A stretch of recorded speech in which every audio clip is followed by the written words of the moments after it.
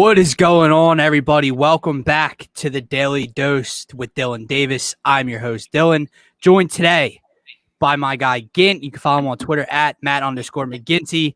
And the GOAT, Brock Landis, joins us today. You can follow him on Twitter at LandisBrock. Brock, before we get into everything, bud, you staying out of trouble? You good? Always staying out of trouble. I'm hoping you guys is the same, not doing anything I wouldn't be doing. And I wanted to start my little opening remark off with rest in power, rest in paradise to DMX.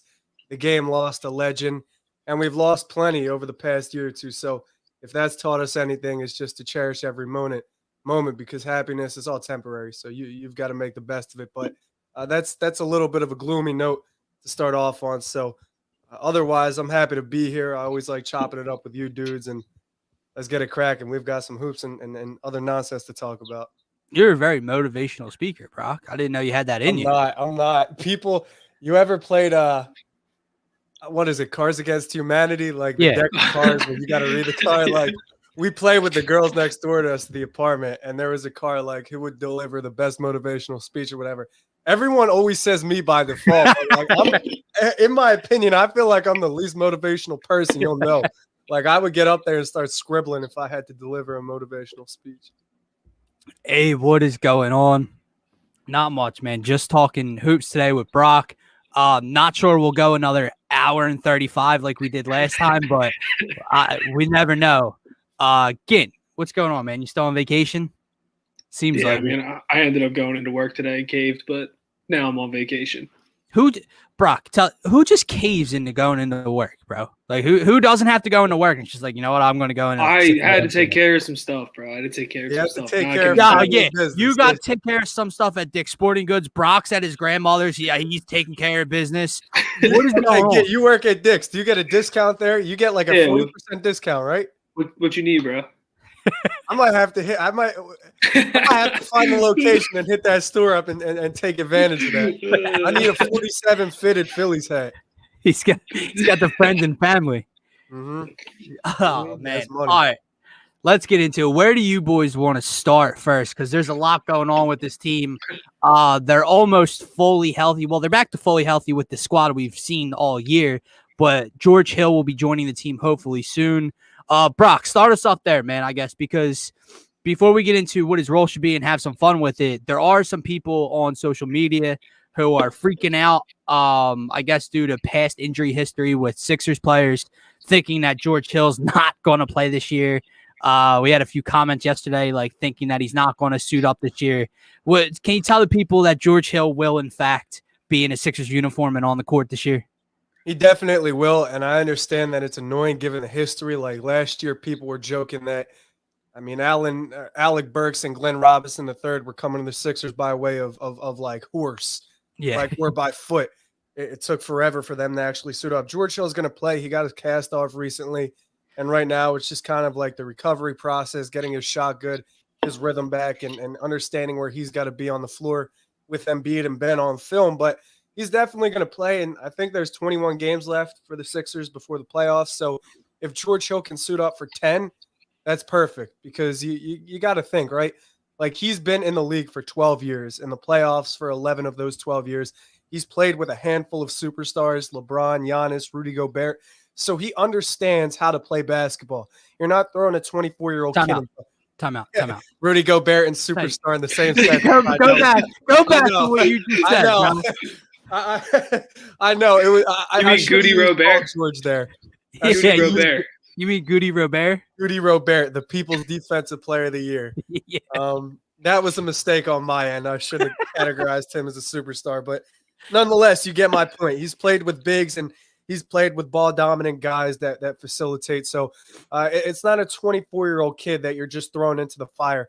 This is a seasoned veteran that understands how to play with superstars, and it's going to be like how James Harden or Kyrie or KD play with Brooklyn. You just throw them on the floor. They're hoopers, and they can hoop. It's not like a long learning process. So if he can suit up for 50% of those 21 games and just understand where he's got to be on the floor with those guys, I think it's going to be fine for Philly. And come playoff time, he'll be that X factor.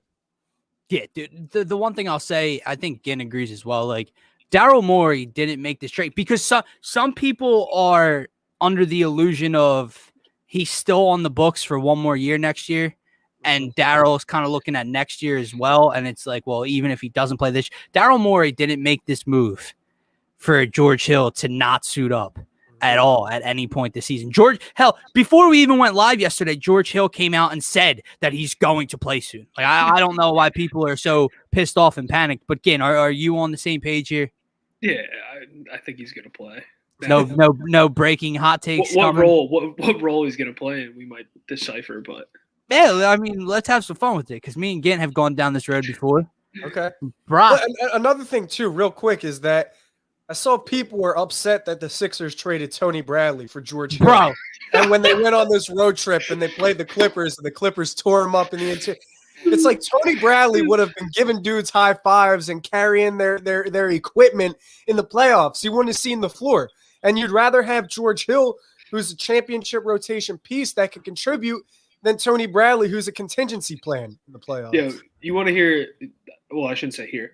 I'll tell you what clip would have went viral. I don't know how it didn't. Was when Krell told you that Tony Bradley was better than LaMarcus Aldridge. LaMarcus Aldridge. Yo, Krell, all love to Krell. Yo, Krell has delivered some suspect takes every time I've gone live with him in the past. Like your face would have been a meme, bro.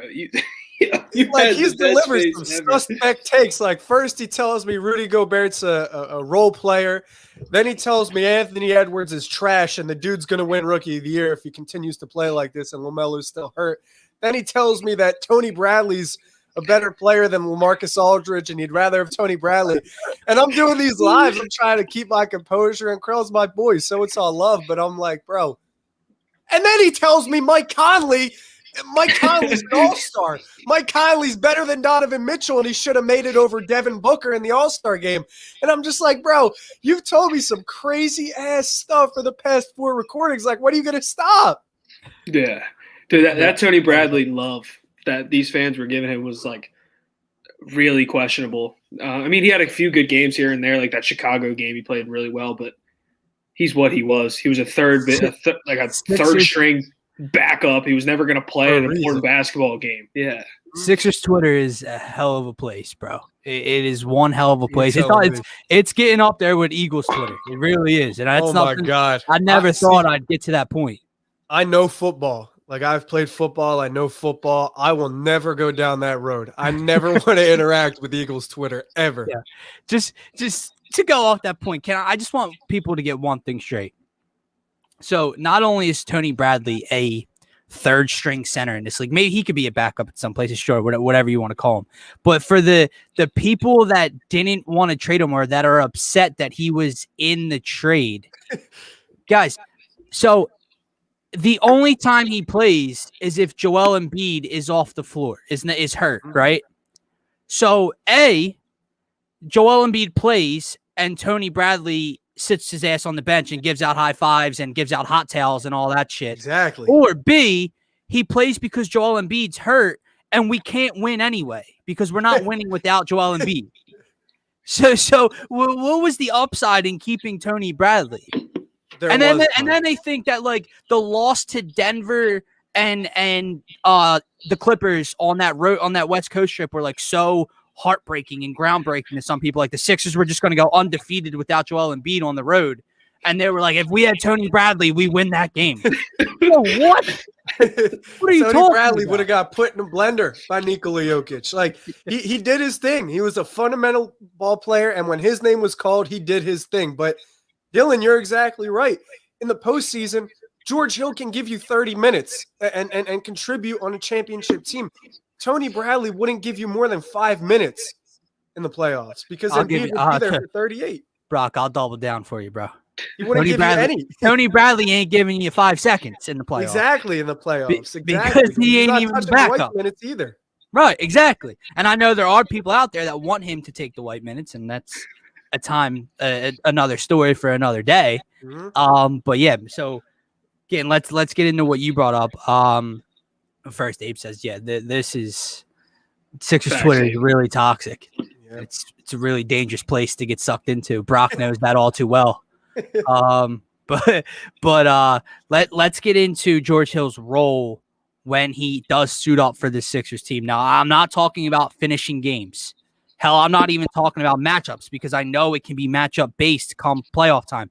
I'm just talking blind eye to the role. Brock, what do you think George Hill's role should be when he suits up for the Sixers? Should he start or should he come off the bench? I think he has to start. And the reason I say that is because you're looking at a guy that's a 40% plus catch and shooter. So the difference between him and Seth Curry in terms of gravity or in terms of who's going to hit the three isn't too monumental. Like, you're just as comfortable with George Hill shooting a three as you are with Seth Curry shooting a three. Now, offensively, Seth Curry is a secondary ball handler. He's a secondary playmaker. So if you go 2-man game, 3-man game, he can make the right read to hit a guy on a wing. He can hit a guy in the corner. But the difference in the 2- and 3-man game is if it's a point guard, they can hit the roller. They can hit the big rolling to a spot. They can hit Ben Simmons rolling. If you watch, there's plenty of times in a game where Ben Simmons will set a screen roll and nobody sees him. Like, he's wide open and nobody sees him. And you could chalk that up to the fact that they're secondary ball handlers or secondary playmakers. But George Hill is built to make that read because he's a true point. And Doc will tell you there's no true point on this roster. So I think if you move Seth Curry into the second unit, which is bottom 5 in three-pointers made in the NBA right now, you get an instant microwave three-point shooter and scorer on the bench now. You don't have to run your offense through Furkan threes, through Shake Milton three. Like, you get a dead-eye three-point shooter off of the bench, and George Hill is a true point. So offensively, it elevates Joe's game. It elevates Ben Simmons' game. It elevates Tobias's game. And not to mention, George Hill played with Giannis. He played with LeBron. He played with Paul George. He played with Gobert. I alluded to that. So if teams double Embiid, if teams double Simmons, they can kick it to George Hill, and he's going to hit it at a really high clip. So just for the fact that I think he elevates everybody offensively, that's enough for me to say he should start. Now, if you end up playing Brooklyn, if you end up playing Milwaukee, if you end up playing the Heat even, that have a Jimmy Butler, that have a Kyrie, that have a James Harden, that have a Drew Holiday, they're going to see Seth Curry, and they're going to say that's food. Let's attack it. And Seth Curry's not J.J. Redick. He's not T.J. McConnell, so he's less of a defensive liability. But I just think George Hill gives you better man-to-man defense than Seth does in the playoffs. So having said all of that, I think George Hill deserves to start. We still have to see how he plays with everybody. But even if he doesn't, Dylan, you kind of touched on it, I think he'll end up closing with the starting lineup. Gint's with you, and look, I'm not going to sit here and scream that you're wrong. I get all the points. I get the shooting. I get the numbers where he doesn't change anything. And he actually adds stuff offensively to the starting five. And I get that Seth Curry has been a career bench player. That's what he is. So now it's less Seth Curry, which could be more Seth Curry in a world. But my whole thing is and again, matchup based I get with Brooklyn or Miami or whoever. But when I'm just looking at the fit, I go running second unit because I get what you're saying. The second unit, like having Seth shooting, having Seth scoring, is much needed. But at the same time, you even said it. George Hill spacing and shooting from three and scoring is right there with Seth Curry. Mm-hmm. So, and my whole focus goes to Shake Milton, right? I don't trust Shake Milton running the second unit. I get Doc can, rotate differently and only run 8 or 9 in the playoffs and not do the hockey shifts and all that. But I don't trust him running the second unit. I don't think he's a true point guard. I think he's just now if you throw George Hill in the second unit to run and command that second unit, Shake plays off ball. Shake doesn't have to worry about getting the ball up the floor, setting up the offense, facilitating. Shake can just worry about getting buckets and not have to worry about the rest of the stuff. And my whole basis of it is the fact that what was a dire need for this team trade deadline? Backup point guard. Mm-hmm. What did you trade for? Backup point guard.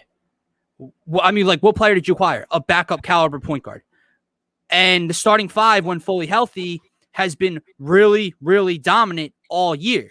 So when I look at that, it's like I don't want to I don't see the need. Yeah, playoff time, Brooklyn. Maybe you're correct defensively for the Kyrie or James Harden matchup with Seth versus George Hill. But when I'm just looking at it from the other side, it's like I just think why mess with the starting five? Why trade for a point guard when you were saying you needed a backup point guard and then start him because, yes, Seth is that secondary ball handler, as you said, with the starting five. But then that just gives the second unit another secondary ball handler. Now you have him and Shake, who instead of focusing on scoring and shooting and just getting buckets, one of them has to command the offense. Mm-hmm. And neither of them are great at it, especially in the playoffs. So that's where I come from with the George Hill thing. I think he should come off the bench, giving matchup issue, like if there are matchup issues with when it comes to Seth Curry in the playoffs on defense. But, like, will I be pissed off if George Hill starts and the bench gets Seth Curry shooting and it works? No. But I don't see why you would make that trade and then all of a sudden switch everything. Go ahead, again. I'll let Gim piggyback. No, yeah. So I have stated that I do want George Hill in the starting lineup, mainly predicated around the defensive end rather than the offensive end. But the thing with the second unit without George Hill, saying that it's Shake Milton, Seth Curry, I mean, the dig at Shake was how Boston picked him up full court and he looked like he was very uncomfortable and stuff like that. And that was in the starting lineup against Marcus Smart and Jaylen Brown and guys of that nature that he won't be seeing as the main ball handler. It just won't happen ever. Also, you talk about taking pressure off of Shake. Seth Curry does that as well. You can't – Seth Curry has won us games in the pick and roll as the main ball handler where Ben was off the ball probably because they could just foul him and put him on the line. So I do think George Hill as well should be in the starting lineup. I think the pressure is taken off Shake with Seth Curry on the second unit, and that's where he's been his whole career. I know he hasn't this year. He's played a ton of games in the starting lineup, but you talk about a guy, like you said, microwave off the bench. And then, dude, in the playoffs, like Brock said, we've seen JJ, and it's focus on one guy. And it's, like you said, it's dog food. It's too easy. They put Jimmy Butler in the post. They put Chris Middleton. There's guys that he just can't cover on the wing. And that's not saying Seth Curry's unplayable in the playoffs. Don't get me wrong, but I think George Hill brings that Seth Curry doesn't. The burner is here. The burner is here. I see your phone in your hand, bro. Yeah, I'm commenting in the live stream as we're talking right now. But I'll play devil's advocate, and I'll side with you here for a minute, Dylan. The thing that Philly did in the Cleveland game with Shake Milton was obvious. They're trying to prepare him to play off ball with George Hill. So instead of Shake initiating the offense with the second unit, which they normally have him do, they had him passing to Korkmaz or passing to a player on the wing and resetting where he would pass, then they would initiate the action, and then he would go find a spot in the corner on the wing and be ready as an off-ball scorer, an off-ball catch and shooter, which is really what Shake Milton is. Dylan, you're right. He's not a point guard. So the problem is if you have Shake initiating offense with the second unit, then he's got to focus more on reading and reacting to the defense, hitting guys as opposed to just scoring, which is what you need him doing. So I think George Hill unlocks that way differently than Seth does. Like Seth alleviates a little bit of the pressure to score always, but George Hill alleviates the pressure of him having to do things like read and react, like facilitate. So I think George Hill, I genuinely think he's going to come off of the bench. And I'm not sure he's going to start even in the first round of the playoffs. But what matters is closing games. And that's where you're going to see George Hill. If it's like an 8-point game, the Sixers have an 8-point lead and their offense is good, like they might keep Seth on the floor. But if you're playing Brooklyn and James Harden is hunting Seth Curry, like that's when you need George Hill on the floor. But Dylan, you're right. If you're playing Milwaukee, Brooklyn, whoever, and your bench is on the floor and you need to capitalize in those minutes when the other team's stars or starters aren't on the floor, you need offense. Like you can't have your offense stall out where Shake initiates. He goes 2 for 7. You're having Dwight Howard jump shots. So it's all going to depend on matchup, but I do see your point, and I kind of agree. Like the Warriors, for example, when they had their 3-year run, 4-year run, look at a player like Sean Livingston, for example.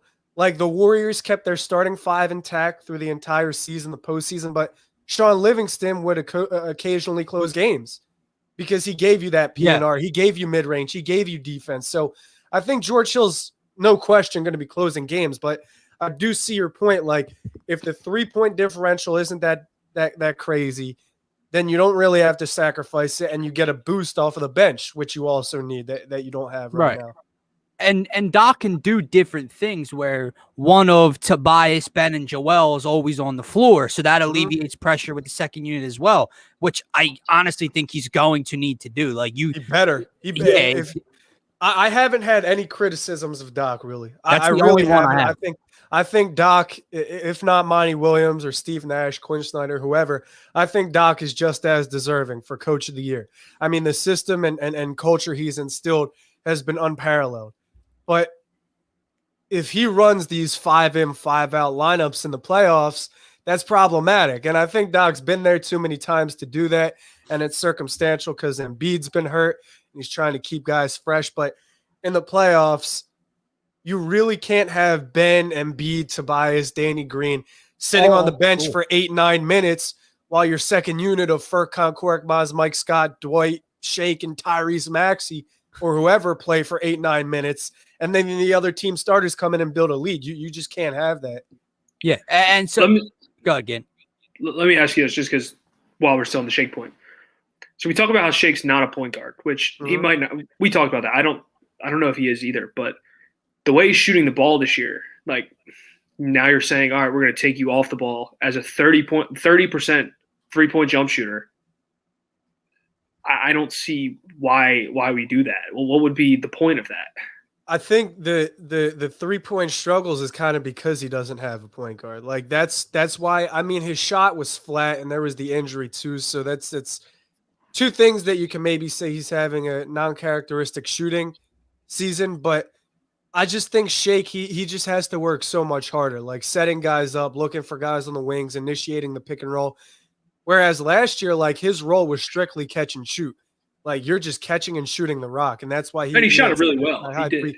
Yeah, that's why I think he was so good. So I think with a player like George Hill who can run that PNR, and him and Dwight, like those guys are journeymen. They know their roles, and every championship team needs them. Dwight knows what he's out there to do, and George Hill knows what he's out there to do. So I think the game changes because now it's kind of like Shake either has to initiate action and pull up and hit his threes, or like the playmaker initiating the action to get Shake his threes is Furkan Korkmaz, who's like a 6'7" wing player, not a point. Whereas if you have George Hill, a true point, navigating around a Dwight screen, then the defense maybe Shake's defenders like, oh shit, George Hill's going to pull up at the mid-range right here. Like he's a legitimate point. He might hit Dwight. Then the defense reacts differently to George Hill. And then Shake has a more open 3-point look that maybe Furkan can't generate for him in that offense. Watch Doc just say F it and start Shake starts and throw Shake in the starting lineup and have throws like Korkmaz out there. He likes to match up for throws Dwight and Embiid out. I'm joking. That's never going to happen. But it is interesting to think about. Like if Shake did start and then your bench was Seth and George Hill, it's just a thought. But so another thing to the point of George Hill's role and coming off the bench for starting is like you mentioned it, bro. Like he's not. There's 21 games left. He's not going to play yet. He's not ready to play yet. And this starting five is finally, knock on wood, fully healthy again right now. Like, I just can't foresee Doc saying, you know what, with 10 games left, I'm switching up the starting five. Like, I don't think he would start. I don't think he would start in those games. Like, those games are just going to be to get George Hill comfortable on the floor, like understanding where to be. Right. When Embiid gets doubled, understanding where to be when Ben penetrates and kicks. Like those games are just going to be him getting comfortable with everybody on the floor. But I think if you do see him start, it's going to be in the playoffs. Like, but to your point, like this starting five has been so dominant, cohesive, and chemistry is a pillar for winning a championship. Why are you gonna mess with that? Not to cut you off, but my other point is, isn't it just so easy to read and react? Like if in the first 4 minutes of the game, if you're right and James Harden or Kyrie see Seth carrying, that's dog food, and they're eating Seth alive. The first 3 minutes of the game, George, you're in, and then you react. You know what I'm saying? Like that's so easy to do. Like and instead of trying to predict that from happening, and just throwing George Hill out in the starting lineup. The other problem is that if you just take Seth Curry, who hasn't came off the bench once this year, I don't think. If you just throw him into the second unit, then he's all out of whack now too, because it's like he knows how to space the floor for Embiid, not for Dwight. And it's really not that big of a difference, but He might know every time down, well, Joe likes to post here on the low block. I've got to position myself right here. Or I know where Ben's going to drive and pitch it back to me to, so I know where to trail to or where to hit the wing at. If you just take him out of the starting lineup and throw him with the second unit where there is no Ben, there is no Embiid, there is no Tobias, he might be like, well, damn, where are my shots coming from? But let me ask you this, because so we're talking about obviously winning. And at first you said that George Hill, you think, would make this team better next to the starters. So because the reason we don't do it is to not make Seth Curry uncomfortable. That's another thing. That's to me, it's like, okay, if we're sitting here saying we're this good right now, and if we start George Hill, we become this good. But for 10 games, we might. But you honestly think they become that much better with George Hill? That's what I'm asking you. I do. That's what I'm asking you. Yeah, that's what I'm saying. I do. You do. I do. Yeah. The thing is, now George Hill doesn't have the Chris Paul effect because Chris Paul is a point guard, and every team he goes to Hall of Famer is a playoff team. Chris Paul is one of the GOATs. But the difference a true point guard makes is unmatched. And I think people don't really understand the difference George Hill will make because Sixers fans haven't seen a true point guard in 4 or 5 years with Embiid and Simmons. If you think about it, it's been Howell, Neto. Trey Burke was low-key the closest should have been on our team. Guard. Just to throw this at you too. But what needs it more? Does the offense, with all the firepower that the offense has, and they run it through Joel and then they run it through Tobias, do they need George Hill added to that? Or do you throw George, and why not throw George Hill on the bench where now against other playoff teams' bench units, you have an advantage there? So if you think about how the playoffs are broken down, Embiid, Harris, and Simmons are going to play at least 35, all of them. I'd say at least more, 35 minutes, which leaves about 10 to 15 minutes for 3 bench players. I think Doc's going to get real creative and, like you said, read and react, matchup based, who's going after who, read and react. But the games against Portland, the games against Phoenix, where the Sixers could have won on the road, but the bench just could not hold a lead or expand it, so they just kept getting killed whenever they went to the bench. That's problematic.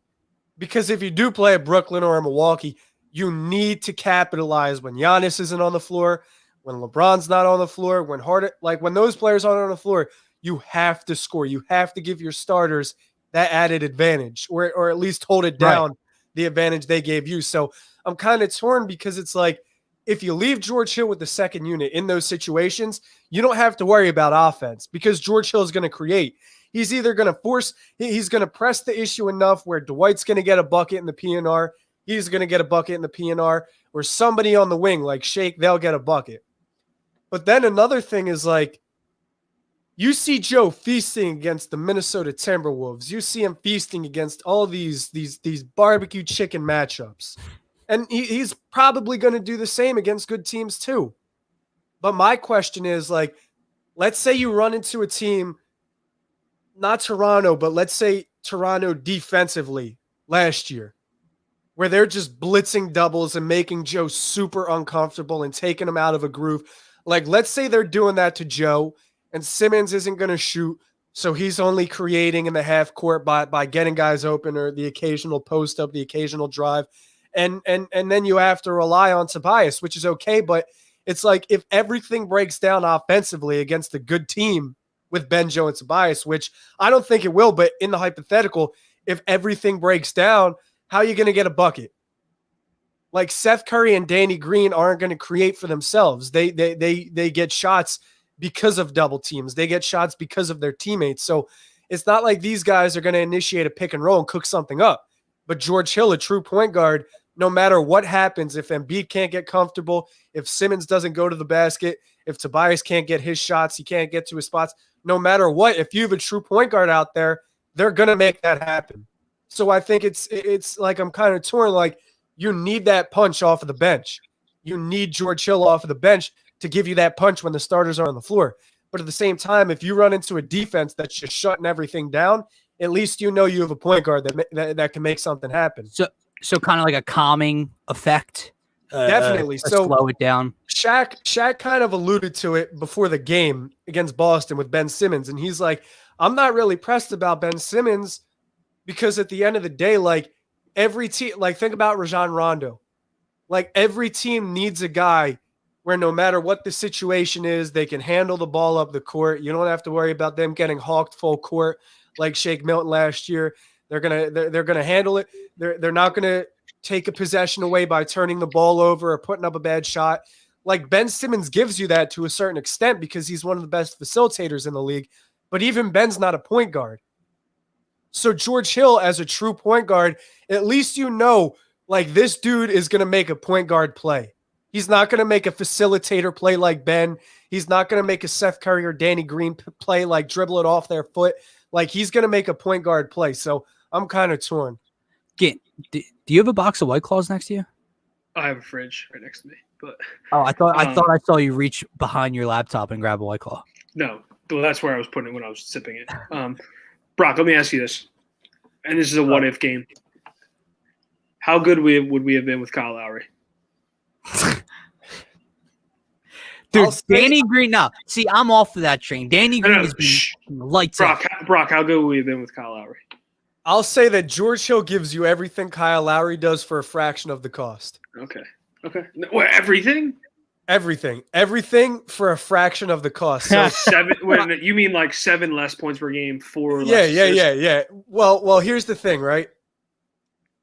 Like the way the Sixers offense works is you want every shot coming out of Embiid's hands. Like if he has a one-on-one, you want him taking every single shot. So if he's taking 20 shots a game, let's say, and Tobias Harris is taking 15, and they're both going to the line, or maybe Ben is, like, there's going to be at least 20 free throw attempts between Ben, Tobias, and Joe at the very least. So you've got to think that's at least 10 possessions there getting fouled and 20 shots from Embiid, 15 from Harris. Like there's a lot of shots between those 3 players. You can't insert a guy that's going to take 10 shots away from Embiid, 10 shots away from Harris. So I think Kyle Lowry pushes the needle, but my thing was like, you don't have to push the needle much further if it's already pushed far enough. So I think George Hill gives you everything Kyle Lowry does as a point guard for a fraction of the cost. Like he's not going to take as many shots away from Embiid, Harris, and Simmons that Lowry would. He's going to shoot off the catch-off ball just as good as he would. Yeah, he's going to initiate the two-man when it comes off the bench. Exactly. But so I think the Sixers are a much better team with Lowry, but I'm not going to say they'd be monumentally better with Lowry than they would with Hill because I think they're there to do the same thing, and that's just be a point guard. And for what Toronto is asking, like it didn't make sense. If the ask was really in La La Land, like they want to take Matisse away, who, by the way, is going to be huge in a Brooklyn or a Boston or a Milwaukee series defensively. If they want to take a defensive stopper away that can guard multiple positions, if they want to take Tyrese Maxey away, and right now Maxey doesn't matter, but in 2 years he might matter, and who knows, maybe Simmons and Embiid are still together and still dominating in 2 years. You don't have to trade for a point then because Tyrese Maxey might be your guy. He might be De'Aaron Fox-esque in 2 years. Like if their asking price was to take those 2 guys away, if they wanted to take Danny Green away, who really right now is irreplaceable, and you have to mortgage future picks, then you don't do that. You go get George Hill, who will give you what Kyle Lowry does, but for way cheaper. So the reason I asked that question, of course you got to ask it too. Oh yeah, well I had to because you said Joe's getting doubled, Ben's not going to shoot the ball, and you're relying on one guy as opposed to relying on 2, one who's going to be an NBA Hall of Famer, played for the Villanova Wildcats. So therefore he checks all the boxes. That part of his autobiography doesn't need to be. I met Lowry too. I used to go to a Villanova sports broadcasting camp, and we were at Villanova for a week, and we stayed overnight. And Lowry came like years ago, and he was a cool ass dude. And Lowry's been one of my favorite players. He's been one of my favorite players since Memphis because he was a Philly dude, and I follow the Philly guys. But my thing is, like, I just think Kyle Lowry George Hill will give you everything Kyle Lowry needs to give you just for a fraction of the cost, in my opinion. So, take your word on it. Listen, I don't know, man, because Lowry in that final series, like Lowry at his best, gave Toronto 17 a game on 46% shooting with 2 3-pointers, like 5-7 assists and a steal. Like, there's no reason George Hill can't give you 2 3-pointers a game, which is really all you need. Maybe if he's not giving you 17, he'll give you 10. He'll give you 12. So that 5-point difference, like, Toronto didn't have a Joel Embiid. So that's the whole thing. Like, you want Joel Embiid. Listen, I love me some Joel Embiid.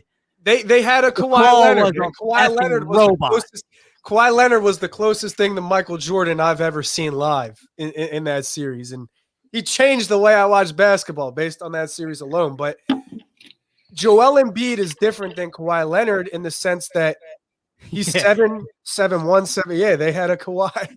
Embiid is 7'1", 7'2", right? Almost 300 pounds. No, I get what you're saying. He's the closest thing to unguardable there is in the NBA.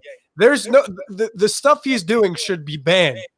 Especially that jumper the other night, dude. The step backs, the bag, the shimmies, the post hooks, the dominance. Like, it should be banned what he's doing, right? So you want Kawhi Leonard taking every shot, but Kawhi Leonard's a little easier to match up with just in terms of throwing a body at him than Joel Embiid is. So you want Joel Embiid taking every shot humanly possible. If he has a one-on-one, you want him taking every shot humanly possible. You don't want a guy taking away shots. So if Lowry scores 17, George Hill gives you 10 or 12, that 5-point difference isn't a game changer. But if George Hill can give you the 2 3-pointers that Kyle Lowry can, if he can give you the 5 to 7 assists that Kyle Lowry can, the man-to-man defense that Lowry can, just initiate the 2-man game, 3-man game that Lowry can, I'm completely fine with it. And like I said, especially given the asking price, I think Philly made the smart move. So, like, here's another thing too, right? Drew Holiday just got $40 million a year. That's well deserved. Well deserved. Drew Holiday has been dogging people for 4 years now. It's well overdue. But he's 31, okay, getting $40 million. In 3 years, Milwaukee might regret that contract because you've got to pay Drew $80 million for 2 seasons in his final 2. Kyle Lowry might see that and say, well, I want $30 million a year now. And it's like, you want to pay a 35-year-old Lowry $60 million over 2 years? That's a brutal contract. So hold on. So 2 quick sidebars before we move on. Because I've seen this now from a couple people, and Scotty, I mean, he was just saying it as like a Twitter thing, but Scotty put out a tweet on Twitter. Now this person asked, I don't know if y'all talked about it or not, but how do you think we're going to fare against Zion? Dude, Zion, don't get me wrong. Zion's a freak of nature. At all. They're seven. The Pelicans are 7 games under 500. I don't think Zion Williams is like, oh shit. Josh Hart's the best player on the Pelicans. Okay, please stop with your bad takes right now. So Josh Hart is unbelievable. Josh Hart is not the best player on the Pelicans. I know you're joking, but not the rebounder. He's the best rebounder on the Pelicans. Thank you. Second of all, we were talking another sidebar. We were talking about Kawhi. Not that Kawhi still isn't great. Not that Kawhi still isn't top, whatever you want to put him in, top 6, top 7. Top 3. Well, I don't know if I'm going 3 in the league still, but how incredible is it like to watch him last year in the bubble, watch him now compared to that playoff run with Toronto where dude's a literal machine. And now like he put fear in people that playoff run. And included. now it's like different. It's just like he's great, but I think there's dudes that just hit a second gear. Like, they feel the pressure, and they just hit a second gear. And Kawhi is one of them. And you talk about striking fear. Bro, I was watching that game, every single game with my friends, and we're watching Kawhi. And I'm like, what is this dude? Like, he doesn't make any sense. He would pick his spot before he even got the inbounds pass. And it was kind of like Larry Bird, where he'd tell you his spot, get there, shoot it in your mitt, and you can't do anything about it. Dude, it was the closest thing I've seen to a robot. Ben, in real time. Dude, I'll never forget because we won our series before they won theirs, and we're going into game 1, and I'm like, we're fine. Like, we're gonna put Jimmy Butler on this dude. We have Jimmy Butler. We can't be stopped. 41. We guarded him single.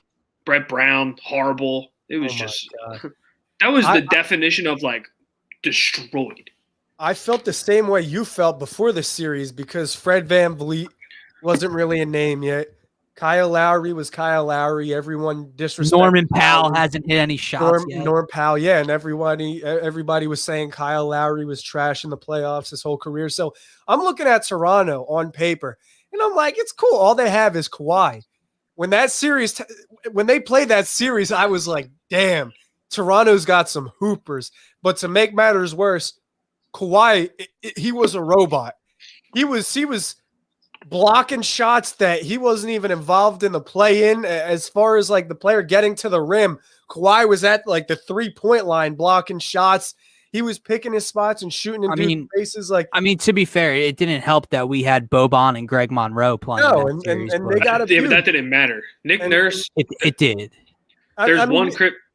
Go ahead. You can always look back at hypothetical and say that type stuff. Like Toronto won fair and square, and they just found the mismatch and attacked it.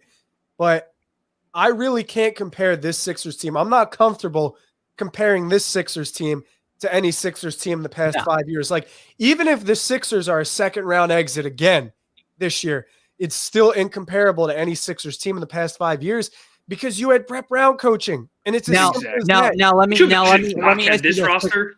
Let me ask you this. I do want to get to. We have a lot more topics to get to, but you just said that if that does happen, how big of a failure is that to you in your eyes if they're a second round bounce again? It's not at all. It's not at all to me. It's not at all. And the reason I say that is because for 4 years, the whole thing was Embiid and Simmons can't coexist. And everyone, when Brett Brown got to his brink where he overstayed his welcome, everyone wanted to trade Simmons and Embiid. Yeah, everyone wanted to trade Simmons and Embiid last year, if you remember. Split them up, throw around Simmons.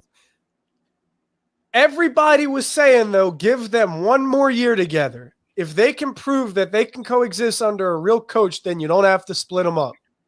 And to me, this year, they're the most dominant. If they're not the most dominant, they're the most efficient in terms of net rating duo in the NBA, Simmons and Embiid. So they prove they can coexist under a real coach.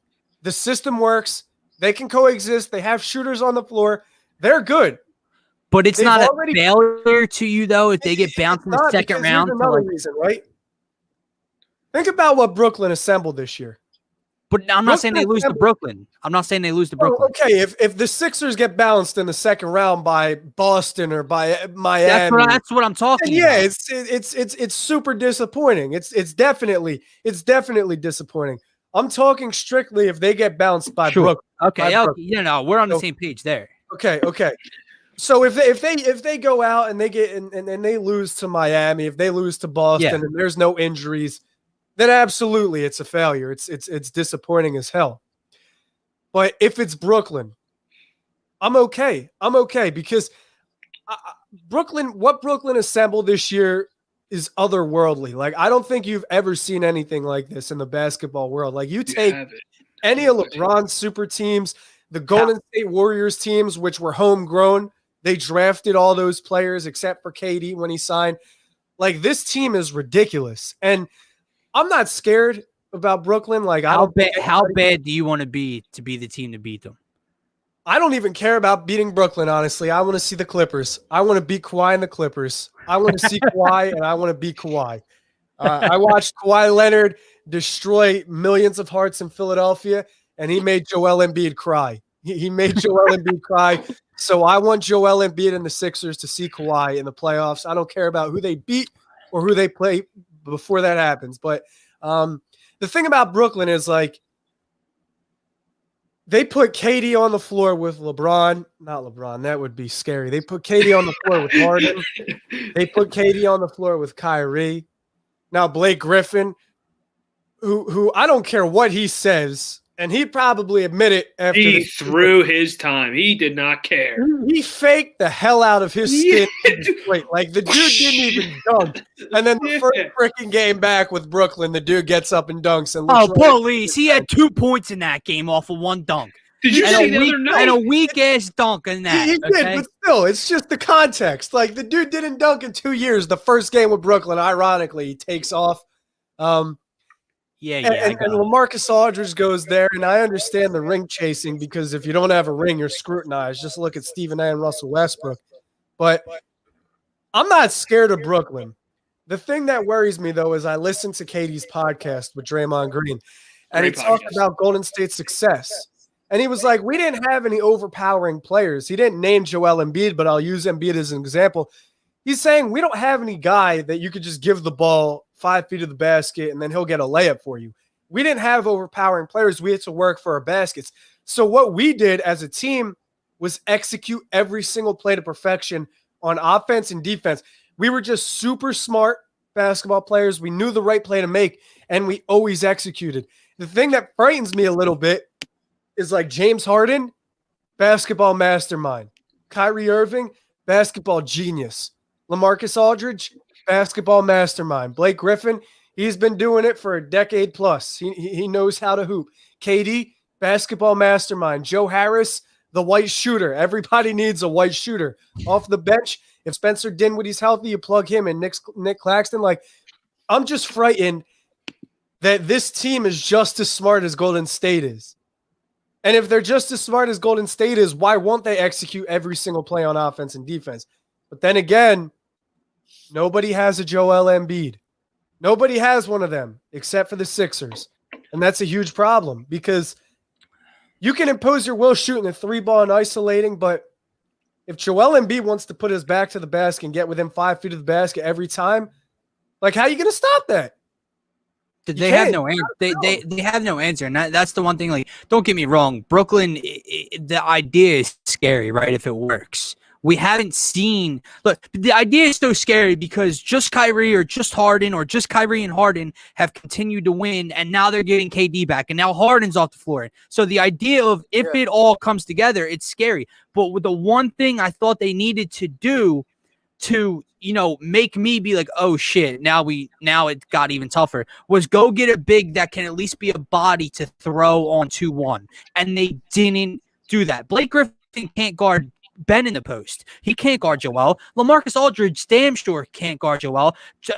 If you want to start DeAndre Jordan, he'll be fouled out by the middle of the second quarter. Okay, so So don't get me wrong. I'm not saying that the Sixers are going to beat the Brooklyn Nets in a 7-game series, but I'm not saying that they can't because of what you just said.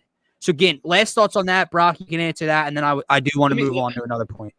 Let me ask you this, because now that we're on the Brooklyn point, so we're sitting here saying, yeah, Brooklyn had to go get a big to stop Joel, but Brooklyn probably sat there and said, yeah, they better go get another wing because we have 3 of the best isolation players that have ever played basketball on our team. And right now they see a guy in Seth Curry that, like we've talked about multiple times now, is an absolute mismatch for the 3 players that they have on their roster. And there's no other way around it. So this is my question. Are we the best shot at the Brooklyn Nets? Because let's put it on a pedestal now. So throw Seth Curry on Joe Harris. That's still I know they can switch. You still aren't going to get out of that problem. My question is, so I'm gonna say Brooklyn's on this pedestal, even though they're not. I'm just saying they are. Are we the best team to give them a shot right now? Yep. Mm-hmm. And here's what I'll say. Ben Simmons is the reason why. Ben Simmons is the reason why. Talk to him, Brock. I'm not saying it's not true. Think about Milwaukee, right? Not you, Gin. I'm saying talk to everybody. Giannis is an off-ball legend. And he's an athletic freak, so I don't doubt if you throw him on Harden, Kyrie, Katie, he's going to give him problems. But let's just assume, given Giannis's history, he plays off ball and takes someone off ball, right? Drew Holiday, let's say, takes Kyrie or James Harden. Chris Middleton at 6'8", if Giannis isn't guard KD, is going to take KD. So who's going to guard Harden if it's not Drew? Dante DiVincenzo, all love to the Nova product, but he's a mismatch. Jeff Teague, stop it. Jeff Teague can't guard him. Listen, I love the Nova products, but Dante DiVincenzo will get cooked on a burner, on a grill by Harden or Kyrie. In an air fryer. Exactly. They can't put Jeff Teague or Dante DiVincenzo on any of them and feel comfortable, right? So even if you can lock KD, you can't lock KD. If you could slow KD, with Giannis or with Chris Middleton, there's still a mismatch on one of the guards, Kyrie or James Harden. If you look at any other team in the East, they would get cooked by Brooklyn. Miami, Charlotte, Atlanta. No team is beating Brooklyn outside of the top three, in my opinion. My question was Miami. I don't think Miami's got good length. Miami does have good length. Here we go, Victor Oladipo again. No, it has nothing. And the thing is, it has zero to do with Victor Oladipo. It has to do with this. So we're sitting here talking about Joel being a presence to them. I think Bam gives them a ton of problems. And dude, the thing with Miami is, and they did it last year against Milwaukee.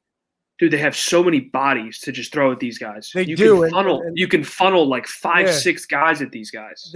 This is true, and they play on a string, and Spoelstra's the right coach for that assignment. But you can't, if you're going to be throwing punches all game with Brooklyn, you need 3-point shooters. Oladipo's not a great 3-point shooter. Jimmy Butler's not a great 3-point shooter. Your 3-point shooters are Ty Hero or Duncan Robinson, and you can't have them on the floor with Kyrie and Harden, because they're barbecue chicken. So here's the thing. Here's why Ben Simmons changes everything and gives Philly the best chance. You have Embiid, who's 7 feet 7, 1, 2, 3, however tall you think he is. He's going to be in the middle of the paint.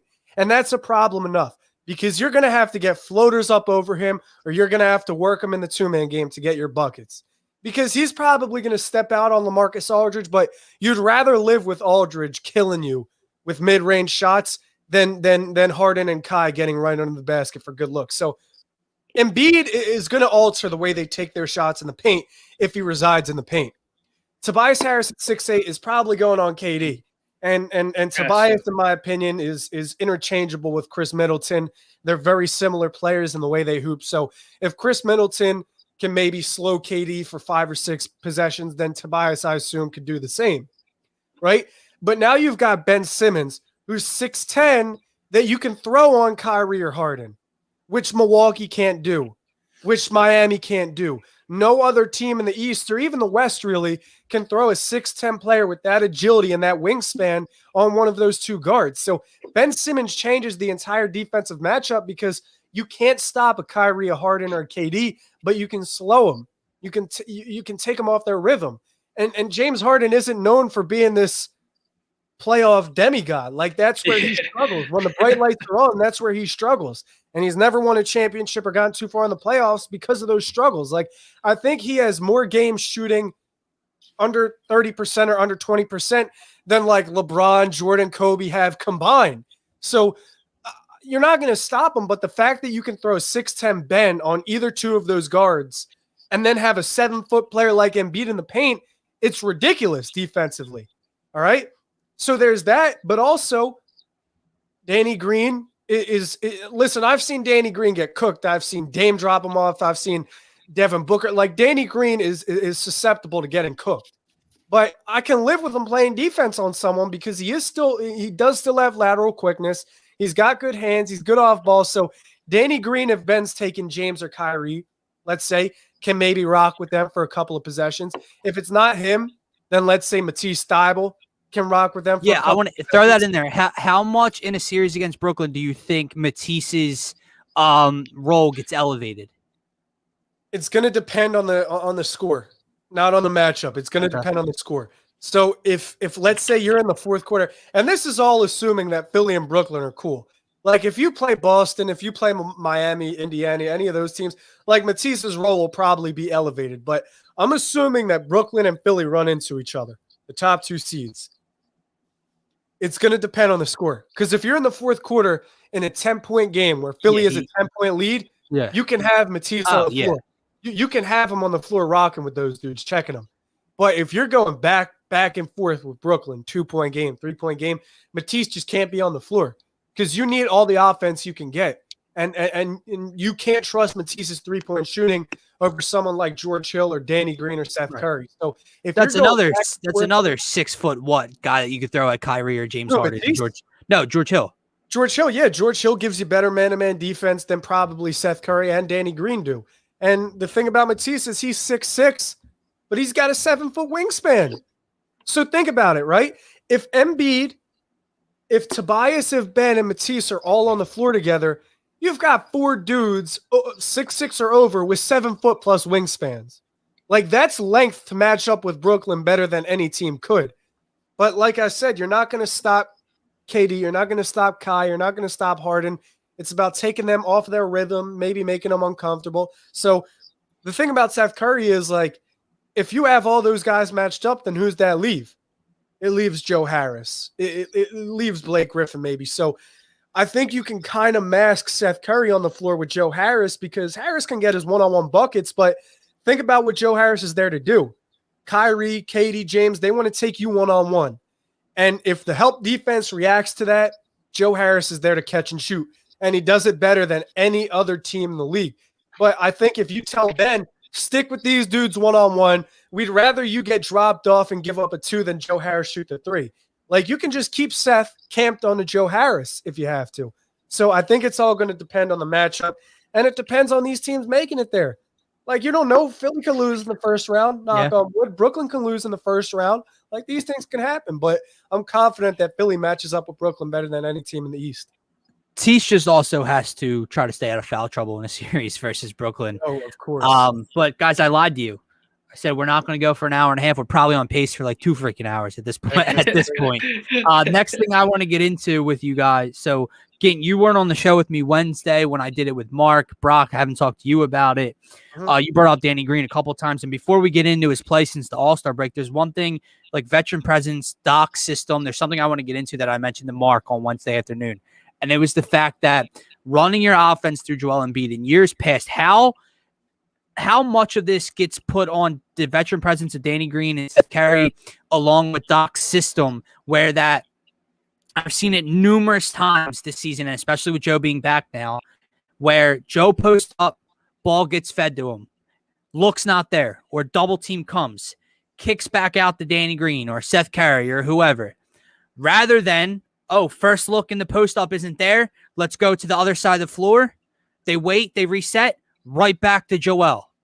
Go to work. How much of that is on the veteran leadership of Danny Green and Doc's system, to where even if the first look in the paint or in the post up on the block to Joel isn't there, they're not just abandoning it and they're going back down to it because it's too dominant? Go to Gint first. I just talked too long. Go to Gint. No, you can talk as much as you want, but I think it definitely has to do with player personnel.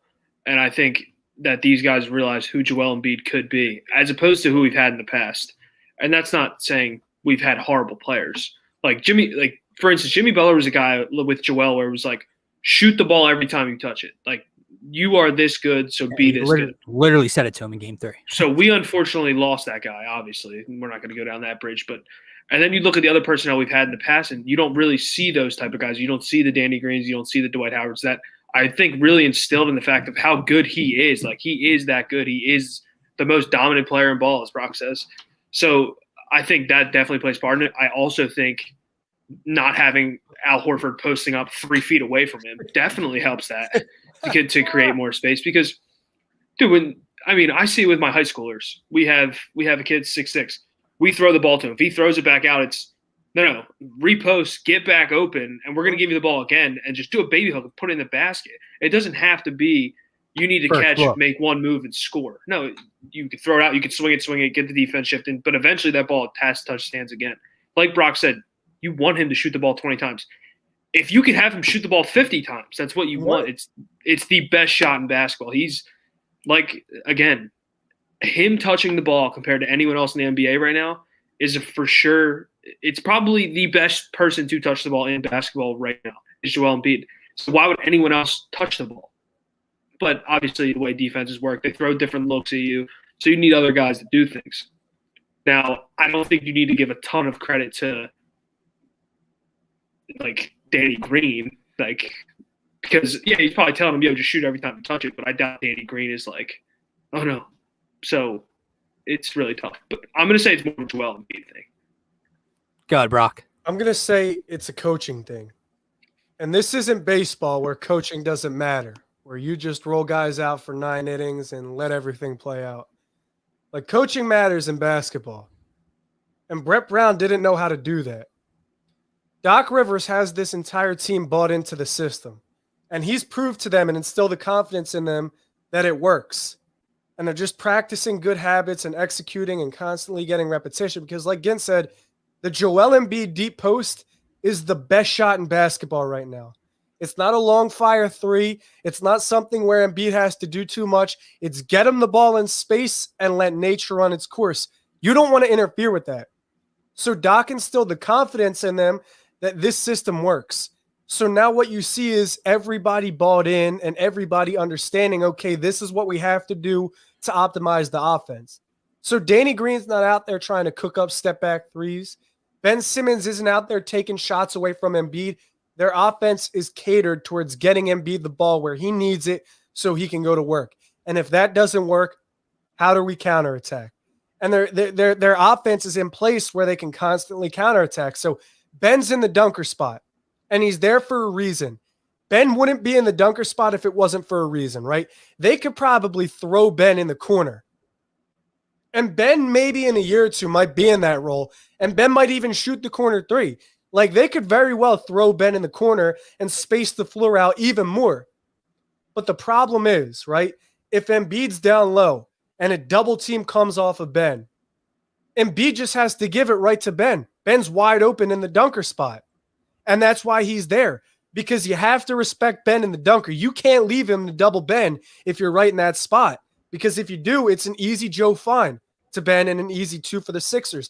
And then you'll see 3 guys around the perimeter, because if doubles come, you got to send the double from far away. It's not like Gint said Al Horford's posting up 3 feet away, so a double doesn't even have to move. They just have to shuffle over. It's like if you want to double Embiid, you've got to send it. And you've got to send it from a significant part away on the floor. So you like your chances of Embiid passing out of that double, which he's never been able to do in his career because Brett Brown was the coach and there was no emphasis on it. I don't know if it was Joel Embiid intrinsically motivated or if Doc and Sam put an emphasis on it, which I think they did. And listen, Dave Yeager coached Marc Gasol. He coached Zebo. Like, these guys have been around some great bigs. So they told him, we want you shooting every time, but if a double comes, you better get rid of it and you can't turn the ball over. And that's why Embiid has looked phenomenal passing out of doubles this year, because there was never an emphasis on it. So now you really like Embiid passing out of doubles. And the thing is, this isn't something that defense can't – they have to respond to Embiid one-on-one. They have to. You can't live with him one-on-one. You can't live with Tobias one-on-one or Ben one-on-one. You literally have to double that. And if you watch the Celtics game, I thought it's hilarious. Like, Brad Stevens is this proclaimed genius, like the greatest coach to ever breathe in the East, right? Every time they interviewed him, he just sounded helpless. He's like, there's nothing we can do. Joel Embiid's going to get Taco Fall out there in the second damn quarter trying to guard him. He had four different centers trying to guard Embiid because Embiid put Williams in a foul trouble, and then nobody could guard him. Like Luke Cornett can't guard Embiid. Taco Fall can't guard Embiid. So there's only so much you can do to stop a dude Embiid's size that's butter at the mid-range, basically automatic within 5 feet of the basket, and you have to foul him. Like, there's nothing you can do because that's happening naturally. They're not forcing it. It's not happening by accident. So I thought it was hilarious that Brad Stevens gets up there when they interview him in the third quarter after halftime, whatever, and he's like, like Joel Embiid's just going to do Joel Embiid things. Like, he's going to get his there's only so much. That's the thing. Like, you have to respond to that action. So when he gets doubled, it just forces defense's hands. Like, they have to scramble. They have to rotate. So the reason I ask you guys that is because I've noticed it a ton this season, and because you guys have already alluded earlier in the show that it's the best. It could be the best shot in basketball, which clearly means it's the best shot for our offense. And in years past, it's like I would see possession after possession at times where Joel's not getting a shot, Joel's not getting a look, and it's like that can't happen. So the first read, if it's not there, if the double comes and he kicks it back out, don't swing it to the other side and take a lesser valued shot because it's not there the first time. Give it back to him, restation, get set, and it's just been. It's been a lot different, and it's worked a lot better this season so far. And think about who they're passing out of doubles to now. Right, to Danny Green, to Steph Curry. Danny Green, to Seth, to George Hill, who knows how to catch and shoot out of doubles. It's not Josh Richardson, no disrespect. It's not Al Horford. It's not TJ McConnell. a lot. these are legitimate snipers, and that's why Daryl Morey also deserves a ton of credit too, because they saw the personnel, they saw what the Sixers are trying to do, bully ball, and they said, we've got to cater to that. That's their offensive identity. And here's another thing. I'm not going to go on a Ben Simmons tangent because I do that every freaking time I go live or get on Twitter. But what Ben Simmons is doing speaks volumes to both him understanding his role with Embiid and what Doc has instilled in him. So I'm not saying that Bradley Beal doesn't take you over the top if you were to do a Ben Simmons for Bradley Beal swap. I'm not saying he doesn't. But here's the thing that you have to understand too, right? Ben Simmons complements Embiid's game in the sense where you know Embiid's taking 20 shots. You know Tobias Harris is taking 15. Those are the guys you want shooting. You know they're spending 8 or 10 possessions getting fouled, right? You know you need your three-point shooters making shots to put pressure on defenses doubling. So that's about 10, 12 shots there, at least from Danny, from Seth, whatever. And the bench, let's say they take a generous 12 shots.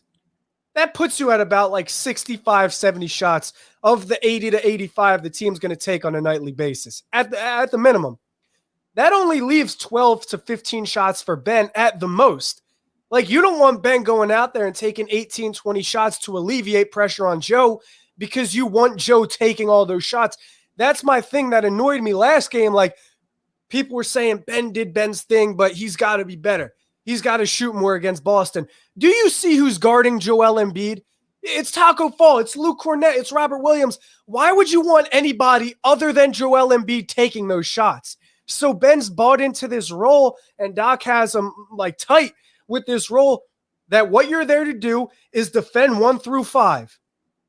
1 through 5. Whoever we need you guarding, go out and guard them. He's bought into that. And also, he's bought into the fact that he needs to get open shots for his teammates. In transition, find your three-point shooters. Listen, Ben Simmons has a plus 7% three-point differential when he's on the floor compared to when he's off. That's higher than Luka, higher than Giannis, higher than LeBron, Dame, etc. Well, how does Ben have a plus 7% influence on the team's three-point shooting if he doesn't shoot? Because he's getting open shots for his teammates. He's setting his teammates up, and that's what he needs to do.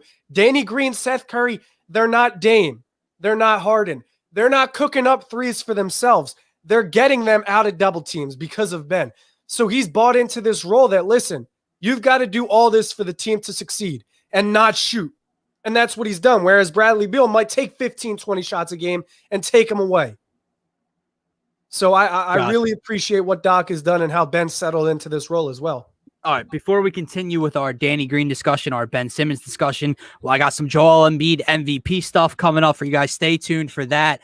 We do have a word from our sponsors at XL Media and BetRivers, so be right back. Hey, what's up, guys? March Madness is here. The NBA and NHL are both in full swing. Baseball opening day is coming up, while we here at the Painted Lines are devoted to bringing you top-notch content from all the major sports. We are excited to also now give you the opportunity to cash in on all that content and knowledge. If you follow the link below, you will have the opportunity to sign up with BetRivers, an online sportsbook, and get an instant new user deposit match of up to $250. That's free money that you can use and try to turn into more free money. Let's go. Don't sit there and waste all that money.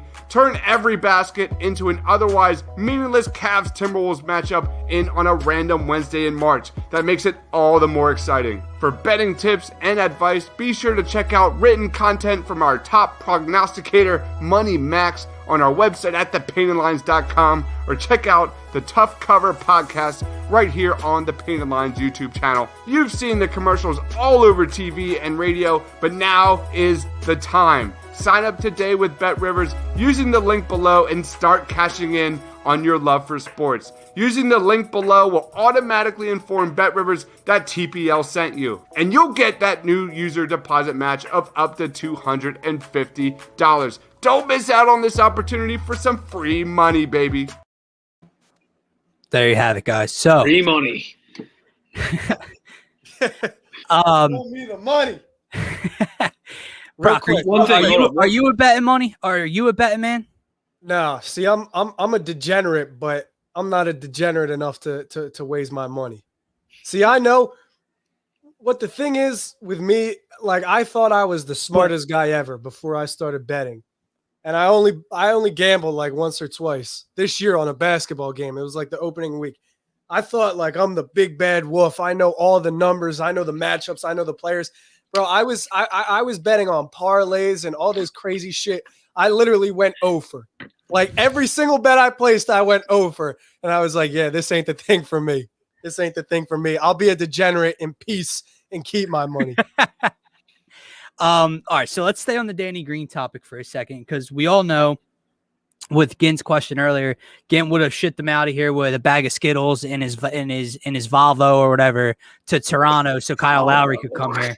Fucking weirdo. No, bro, keep going. I'll talk when it's time. Brock, talk to me about, or again, you can start, whoever, about Danny Green's play since the All-Star break, because our man Tiago at TPL League put up his shot chart since from three since the All-Star break, and from the corners he's shooting almost 53% and from the left corner and 48% from the right, and he's shooting 44% from the right wing, 55.6% from the top of the key, and 52.6% from the left wing. Bro, is it just he's got his legs under him? He's more comfortable now? Like, did it take that long for him to get acclimated to this team, to this system and offense? Or what is it with Danny Green? Because he, like you mentioned it earlier, he's irreplaceable right now. And I never thought I would say that about Danny Green on this team. Neither did I. And I guess it is that he got his legs back under him, because he wasn't struggling, but he just wasn't shooting like a dead-eye shooter in the first half of the season. Like, he would take 9 threes a game and maybe make 2 of them. And you're like, God damn. But the thing about Danny Green is he understands his role. And that's all you need when you play bully ball. Like, when you get those 5, 6, 7 shots a game out of double teams, you have to capitalize. You have to make at least 4 of those 7, 8 shots. And I'll use last game as an example. The Sixers converted 7 of their 10 shots out of double teams with no turnovers. That type of execution is how you thrive in the playoffs. So for Danny Green, he's understood his spots, but I just think it's a little bit of confidence now. Like, he knows the team isn't going to trade him anymore. There's no more of that pressure. And he thanked Daryl Morey for that. So Danny Green's a seasoned vet. He's played in Greg Popovich's system. He's played with LeBron. He's played with other superstars. So he knows his role. And right now, he's just wetting it. He's just wetting every shot he shoots, and that's all you could ask for. Good, Gint. I'm so on the train of the fact that he knows he's not getting traded anymore. Because, I mean, dude, you had to look at this team, and you said, okay, we have 2 really young assets that don't make any money that teams want. And yeah, this team wants to get better. And the only one that makes money that realistically they'd move would probably be Danny Green, right? You're not going to move Tobias. You're not going to move Ben. You're not going to move Joe. Seth Curry doesn't make enough money to move. Shake Milton doesn't make enough money.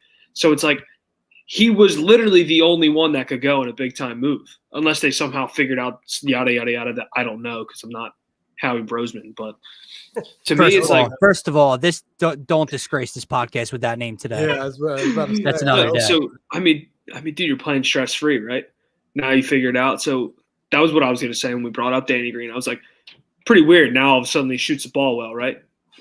Now I'm not going to sit here and say in the back of his mind it was like, oh, I'm getting traded tomorrow. I'm getting traded the next day. But probably does feel a little bit better to know you're not going anywhere, right? No, and to this person's comment too, he also does look better on the defensive end, because I'm not going to lie, as much as he was on again, off again with his shooting nights, his defense earlier in the year was like in that comment. He was getting burnt on every pick and roll. He was trailing his guy every single pick and roll, and it was just an easy bucket, especially for like the early Cavs games against Sexton and the De'Aaron Fox game in Sacramento earlier in the year.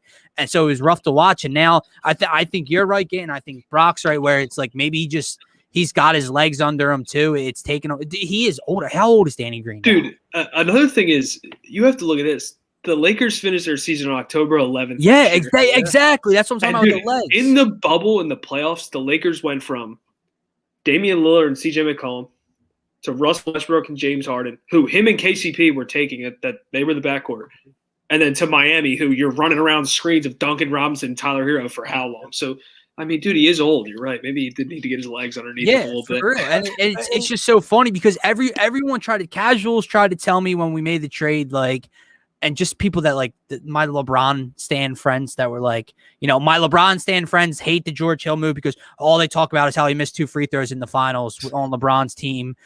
Danny Green, because they watched LeBron on the Lakers last year and he had an off year for the Lakers. Meanwhile, Danny Green comes out and is shooting the highest percentage, I think, in his career, with the highest clip he's shooting the 3-point ball at this year. And beginning of the year, it was kind of like Danny Green would catch and shoot from the corner. And I was like, no. Oh, shit. Now it's like splash, splat, bang. Like he's unconscious, dude. Not going to lie. Dude's got a little bit of swagger to him, too. Like when he shoots from the opposing team's corner, like where their bench is, he talks some shit, dude. It's like that 2K animation after you hit a 3, you turn around and do some shit. But another thing, too, is like, everything has to work on the basketball court for the product to be the desired result you want. So you can't take like a guy like Danny Green will come out and he shot 27 threes and made, I don't know, like the one night he goes 0 for 9, everyone wants him traded, right? The next night he comes out and chucks 27 threes. Like, how many dudes in the league are willing to do that? And another thing is, like, if you want to coexist with Embiid, with Simmons, and play bully ball, you've got to know your roles. So Danny's been perfect. Like, entry pass to Embiid, cut, take the double away. If he's on the strong side with Embiid and Embiid gets the ball down low, go baseline and get to the other side and clear out. Like, that matters because there's shooters in the league that'll shoot, but they won't buy into that system. And Danny Green has really bought into coexisting with them. And not to mention, he's a community builder. Like, he gave that old lady the signed jersey. I'm pretty sure he just I do have a question about that old lady, though. I don't know who she is or what that was about. I don't know what it was about. She just started watching basketball and she picked a favorite player on every team or something like that. But she picked Danny Green. Maybe it's the hair. Like I know we're giving love to DG, but Abe says, bro, think about it. We traded one of the worst contracts we've ever seen for Danny Green, who is now a vital piece to our success. That trade alone should give Morey exec of the year. I mean, they're paying Al Horford, like $60 million to go chill at home with his wife and stay as far away from the court as possible. What was that injury report for OKC where it was like Al Horford old or something or some shit like that? They got one of the biggest contributors from beyond the arc they could get for Al Horford. They got off of that contract, and It's been a wild ride with Danny Green, but I guess all I can say to wrap up the Danny Green conversation is it couldn't have come at a better time. Like he caught fire wild. Don't say it too soon. No. I'm saying like he caught 20 fire. Games out. If he is getting his legs back under him, he got him back under him while Joel Embiid was out and helped contribute to a couple of big wins. And now it's leading into a postseason run. So that's the number one thing I could say for Danny Green. Him and Dwight played in every game this year too. And I think they're the oldest guys on the roster, and they played in every single game this year. The White's games where he got thrown out don't count, so that's not true. Let's go back to the big fella though, bro. Your grave digger. I wish I had the Undertaker music for you, but I don't. Look, there's was a lot of discussion with the injury. He's still my MVP. If he continues to play like this, I think he should be thrown back in the conversation. I mean, my God, dude, he dropped 35 and 6 against Boston in what you can consider a rusty night. By the way, thank you, Andy. Appreciate it.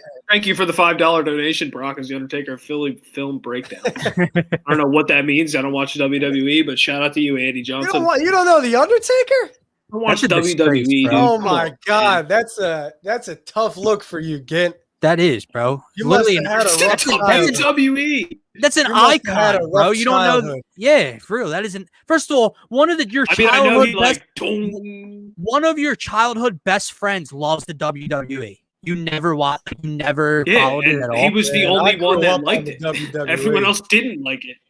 I grew up on sports in the WWE. Yeah, bro. Yeah, come on. So my question for you guys is 35 and 6 on a rusty night to sweep the Celtics, and he's starting to get his legs back under him, his cardio back under him, his game shape, all that stuff.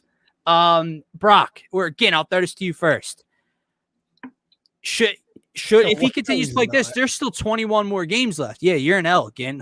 Hold this one real quick. So. Sixers wired, man. Yeah, Jesus. Glad you made it on time today, bud. Yeah. Again, should he? There's still 21 games left. Is it unreasonable to think that he's out of the MVP race? No, hell no. But a lot of people kind of casted him out.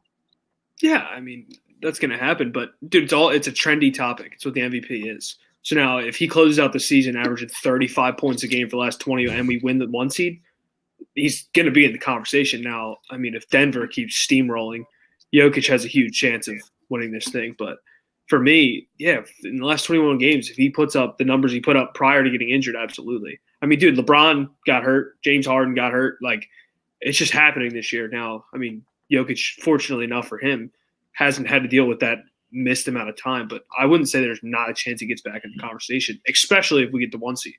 If we take down this almighty Brooklyn where you see the picture of the 5 All-Stars, and then, yeah, why not, right? What do you think, Brock? Is it too late? Too much time missed? No, absolutely not. This is a roller coaster journey right now. I'm just reading what these guys are saying in the chat. This is a roller coaster journey right now because of the injury. So I thought Harden was going to run away with it, but now he's sidelined for at least 10 days. Dame could win it. Jokic most definitely is probably the most deserving right now just because he's been there and healthy doing this for the longest. But if you look at maybe most valuable, like other guys are deserving, of course, but I'm looking at most dominant, and there hasn't been a player more dominant than Joel Embiid this season. Like, this dude scored, what did he score against Minnesota? Like 30 plus, 32? I don't know what it was. 20 in his return? Yeah. No, it was lighter than that, I think. Hold on, let me check for you. I think it was lighter than that. It was 24. So it was something 20 plus, right? It was over 20. Yeah. It was. Regardless, he did it on only 6 makes. It was 24 points. It was 24 points. 24. I'm pretty sure it was 24 because he had 12 from the field, 12 at the line. Against why? Yeah, they're saying it's 24, so I'm right. So listen, he had 24 points and only 6 makes. Against Boston, what do you have? 35? He had 35 on only 9 makes. Yeah. So he had less than 10 baskets in both of those games and had 20-plus points in both games. That means he's getting to the line and scoring a lot, like a ton of production from the free throw line. And how is he getting those free shots? Team's got to foul him. Hold on, I don't know if you know, but 24, yeah. And that indicates to me that he's the most dominant player in ball. Like, he's not getting his free throw shots from flopping from beyond the 3-point line or initiating contact. But sometimes he does, but for the most part, everything's within the basket. And that indicates to me that there's not a player more dominant than him. Like, he has more free throw attempts in the first quarter. And then he tells Reggie Miller it wasn't good enough from the line. Yeah, he goes 16 of 20 and tells Reggie Miller he's a 90% shooter. He's got to be better. So if you come back after a 3-week layaway and score 20-plus points in both games with less than 10 makes from the field, that's all I have to know. So whether he wins MVP or not, I don't care. But going into the playoffs, I'm confident that the Sixers have the most dominant player in ball on their roster. So am I, especially when he tells Doc that he's back. Yeah. Doc says, yeah, I'm aware. Yeah, I'm aware. So there's a different just tell me this, guys. Is there a different feel? I know the big scary Nets are sitting there and they could be waiting. Is there a different feel? We haven't seen this from Joel. We've known the dominance can be there. He's been dominant every night he plays, and it doesn't look like that's going to stop. And he's got a different mindset. Like, is there a different feel to this year? That's a stupid question because we all know the answer. And you know, I'm not being disrespectful. It's all lighthearted, but we all know the answer. And earlier I tried kind of touching on it. Like, you can't compare this team to any Sixers team in the past 5 years because like you said, Joe's got that killer mentality now. Like, he wants it. I don't know if it's because he got married, if it's because his dog passed, if it's because his woman gave birth. Like, it's probably all of those things, but he got in the gym with Drew Hanlon, worked on every possible thing he could, And now there's a coach and a system in place that blows anything that Brett Brown instilled out of the water. There's a culture. Like, you've got Ignis, you've got George Hill, like guys that haven't even suited up. Mason Jones saying how great the vibes are in the locker room. And what are two pillars of winning a championship? Chemistry and defense. The Sixers have arguably the best chemistry in the league. If they don't, they're up there with Phoenix, with Utah. And defensively, there's really not a team better than them. Without Embiid after the break, they were one of the most efficient defenses. Beforehand, they were the most efficient. Like, last 5 minutes of the game, one of the best defensive ratings, net ratings, top 2 in blocks, steals, defensive rating. Like, they've got chemistry and they've got defense, which they never really had in the past 5 years. And you couple that with the fact that their offense is deadly and built upon bullying teams. Like, how are you going to match up with Embiid? How are you going to match up with Simmons? How are you going to match up with Tobias all at the same time? Which is why I think this team is incomparable to any Sixers team the past 5. Let me ask you both this. So we had the Jimmy, Tobias, Ben, Joel team going into the playoffs. You think this team has a better chance of winning the Eastern Conference than you did at that time of that team winning the Eastern Conference? Absolutely. Yeah. Absolutely. And because that season there wasn't a Brooklyn. It was I get what you mean. There wasn't another team as scary as Brooklyn was, and when you had the Jimmy and Tobias trade, I know we were all in. I was all in for sure. That there's one difference, and it's Joel Embiid. Like, dude, I know all that Jimmy Butler gave this team, and we're on the same wavelength there, dude. But Joel Embiid is as dominant, maybe, as I've ever seen. So, like, with my own 2 eyes live, have seen someone be. And, like, that's just all I can say. At his size. And also think about this, right? He added that passing out of double teams to his game. He didn't have that. So last year, Toronto blitzes a double. Let's say they advance and play. Who would they have played after Toronto? Milwaukee? Yeah. Toronto beat them in like 5. Yeah, so I mean, like, let's say these teams double Embiid last year. He's not passing out of them successfully. Now he can pass out a double team 7 or 8 times out of 10. So there's Joe playing completely different ball. And like Tobias said, he said it perfectly. That man puts fear into all 5 defenders. And he did that last year. He did it 2 years ago. But the difference now is it's more unguardable than it's ever been before. Because he'll shoot, he'll give you a bucket at all 3 levels. He's bigger than you, and you have to double team. You can't live with him feasting one-on-one. If you double team, think about what that does defensively. You've got to rotate. You've got to scramble. You've got to go find the open shooter. And now the Sixers have shooters on the floor, and they didn't have that. They had Boban and Greg Monroe, again, like you said. There were guys that you could game plan to abuse in the pick and roll. That's not there anymore. And the most important part is that Brett Brown is not in charge of what's going on. Yeah, exactly. Let me get to these 2 comments because I mentioned the one most important thing, and that is Joel Embiid, and I stand by that. But Abe says yes because of chemistry and no Brett Brown, and Justin, Joel, but also that they know their roles and fit their roles almost perfectly. And what goes with that is even when Jimmy was here in that Brett Brown system, if you didn't have the ball, the possession, Jimmy didn't touch the ball, Jimmy sat in the corner. Jimmy had no role. There was nothing else to do in that offense. Now, like Brock's videos break, not like, swear to God, dude, break it down for what I don't see in live time. Like when you watch Joel Embiid get the post, like get the feed in the post, and you mentioned it earlier, Danny Green screens or cuts opposite corner, takes the double away, right? Mm-hmm. That doesn't happen before. That wasn't implemented into the offense, at least to my knowledge in that year. Like Jimmy Butler, if he didn't have the ball in his hands, was just sitting in the damn corner in 2018.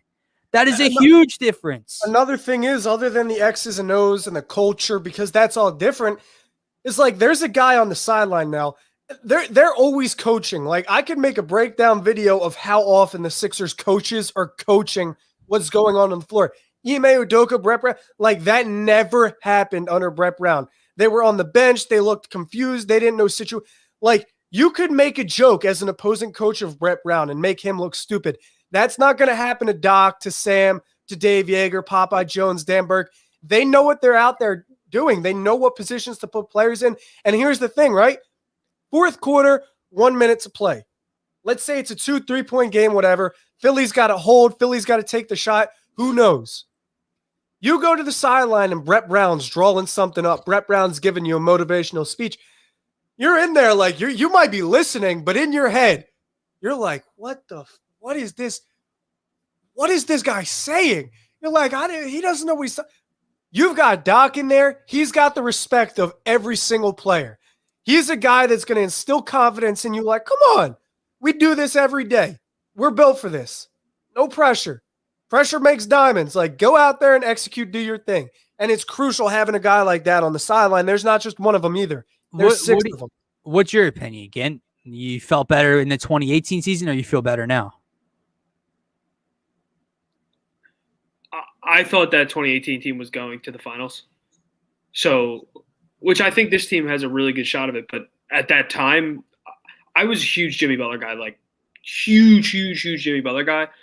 So at that time, I can't say right now that I'm more convinced. Like, I was solely convinced we were getting to the finals that year, and it was the year I thought we were going to get romped by Golden State, but that was before all their injuries and such. Right. But so I can't say right now I'm more confident, but I'm not confident of us getting there, if that makes any sense. There was also like, now I'm just like thinking about it, and the top of my head, it's like, okay, the Embiid factor, the system and the culture and the coaching factor. But another thing is, look, Jimmy Butler was there, yeah, and he was a leader, but he hadn't been anywhere yet. You also have veteran leadership, championship leadership in this locker room with Danny Green, with, George Hill's been to an NBA Finals, with Dwight Howard. Like, you didn't have that in years past either. Like, Alec Burks and Glenn Robinson III didn't bring that to you.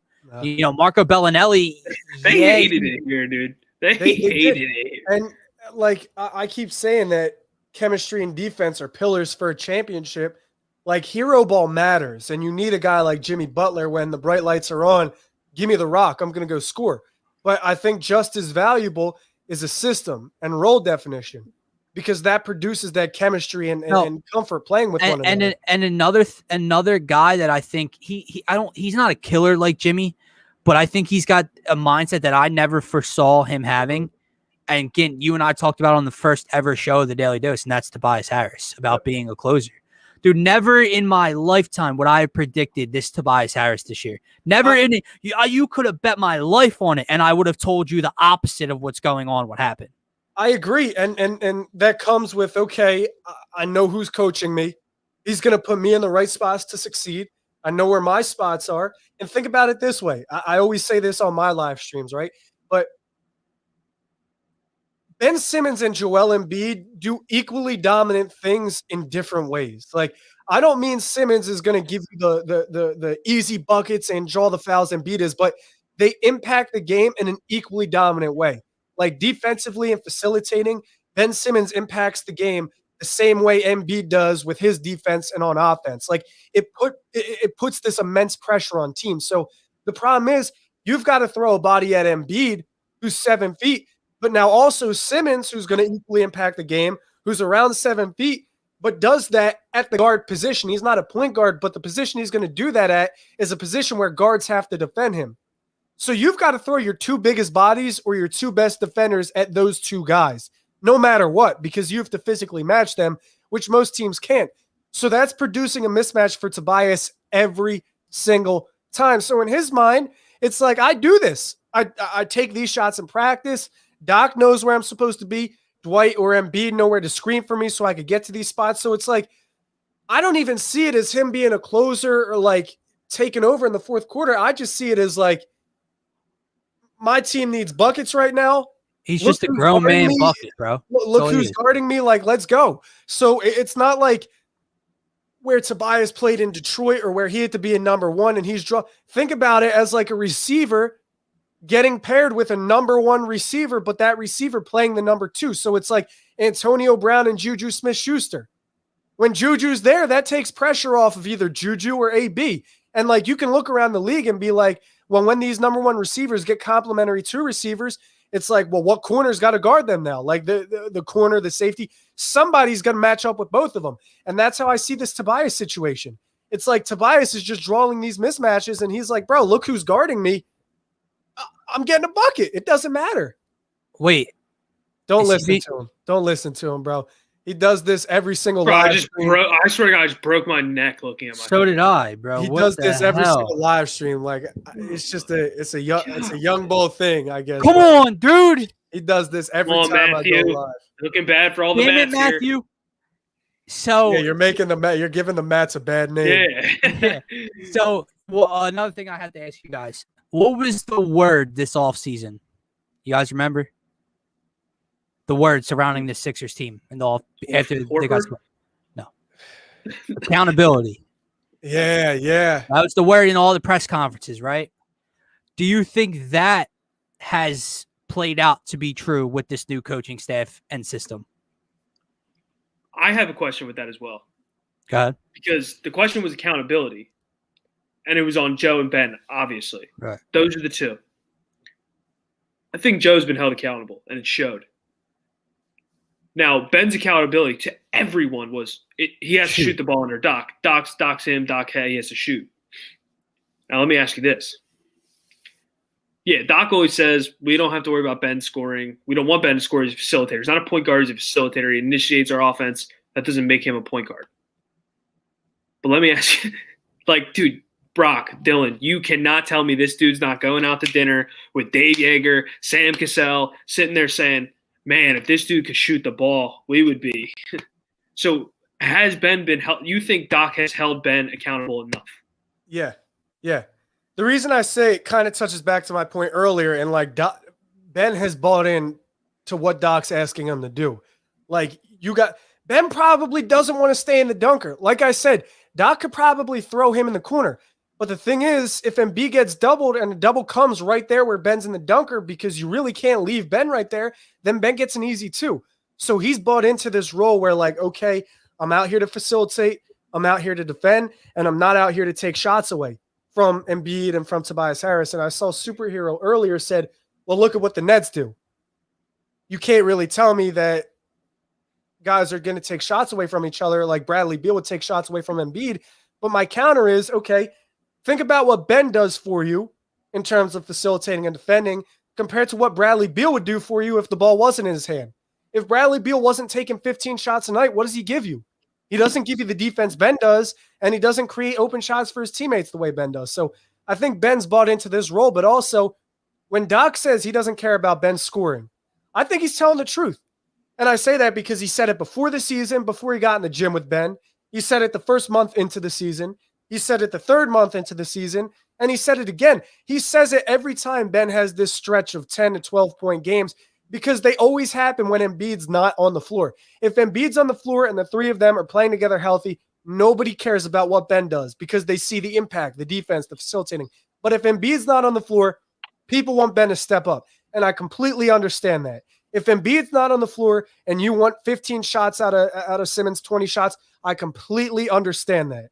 But the reason why I don't panic is because the Sixers aren't preparing to play in the playoffs without Embiid on the floor.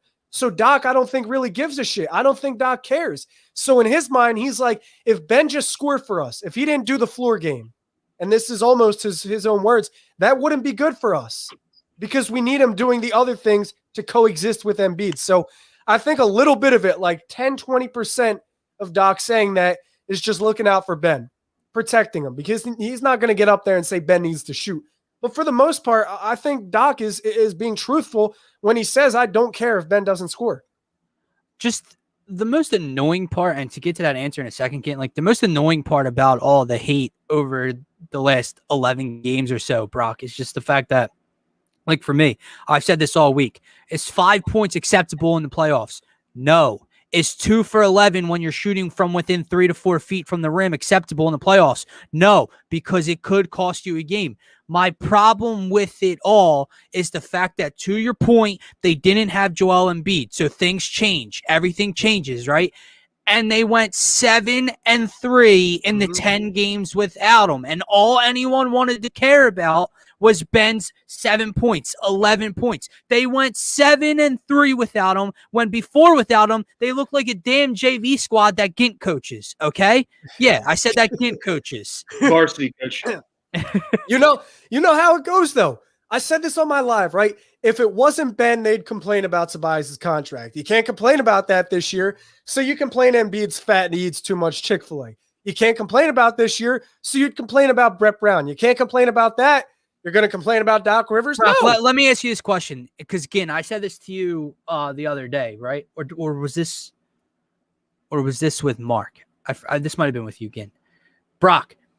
With those specific haters, because the thing with those haters, and it's Eagles Twitter as well. With when I had to deal with the Carson Wentz versus Jalen Hurts stuff, it's the same people that hate Carson Wentz that are the same people that hate Ben Simmons, right? And then they try to tell like people like you and I and Gint that no, we're in love with them and we can't give it up.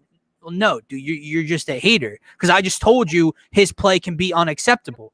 Do you think that just take that Boston game, for example, or the next game coming up. Do you think those haters would rather see Ben score 25 and the Sixers lose than the Sixers win and Ben score 11? The thing is, you can't please them. And like, I know the people that do genuinely hate are starting to say, we're misconstruing what's up. We're not haters. Exactly. You guys are too sensitive. No, there's a difference. If you watch Kobe Bryant's film breakdowns, he's critical. He says, well, Trae Young should have made this read right here. It's one thing to be critical, and it's one thing to have different expectations. But if you're just turning a game on and looking for somebody to fail, like you're waiting for a dude to fail so you can get on Twitter and say you're right, you are a hater. You have hateful energy in your heart. So I think I have been more than fair, right? So I post this evolution of Ben Simmons video. And I'm not going to name names, but a certain somebody in his fan base thought I was being quiet, which I wasn't. In the midst of this Ben slump, I posted the evolution of Ben Simmons video, which comped his film to LeBron, to Scottie, to Magic, all these players. And at the end, I summarized it perfectly in my opinion. I said Ben will be as good as he wants to be. He'll take himself as far as he wants to be. There's definitely flaws in his game. He's not a flawless player. Like, he has to score more often if Joel Embiid is not playing. There are times where if it's Dwight or Ben Simmons on the floor together, like, he should shoot just to alleviate that lack of spacing or whatever. But here's my thing, right? People think we ignore these flaws. Like, I ignore the jump shot. I don't, but people think I ignore them.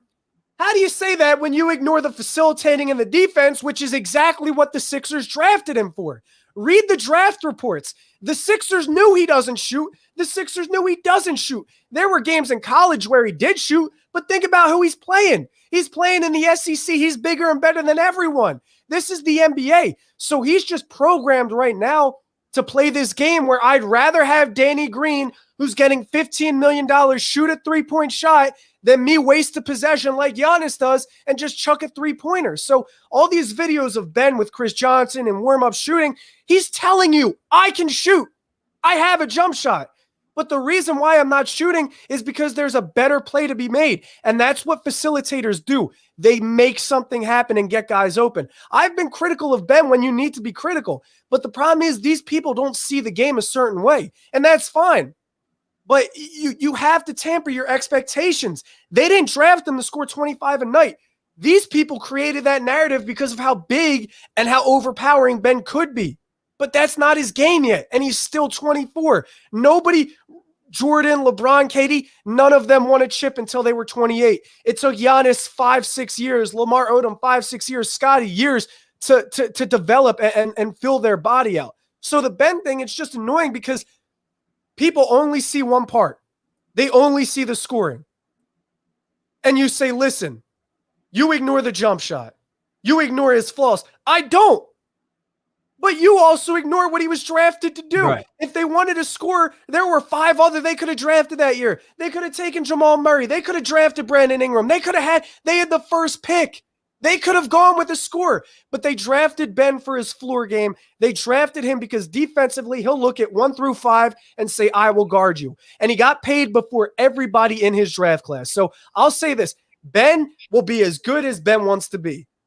And I think he's 90% developed. Like, he's not going to get much better defensively. If you call him one of the best perimeter defenders right now, how much better could he be? Like steals, he could poke a few more balls, he could block a few more shots, he could put on some more muscle, hold it down in the post a little better. But defensively, how much better do you have to be? Now, in terms of facilitating, like I said, a +7 differential in his team's three-point shooting, and he doesn't even shoot. He doesn't even shoot. So how does he increase the three-point percentage that much? He creates open shots. He's been top 2 in the NBA for 4 years, 3 years in assisted three-point makes. As a facilitator, the only improvements he can make is maybe just making a little better read here or there, turning the ball over less.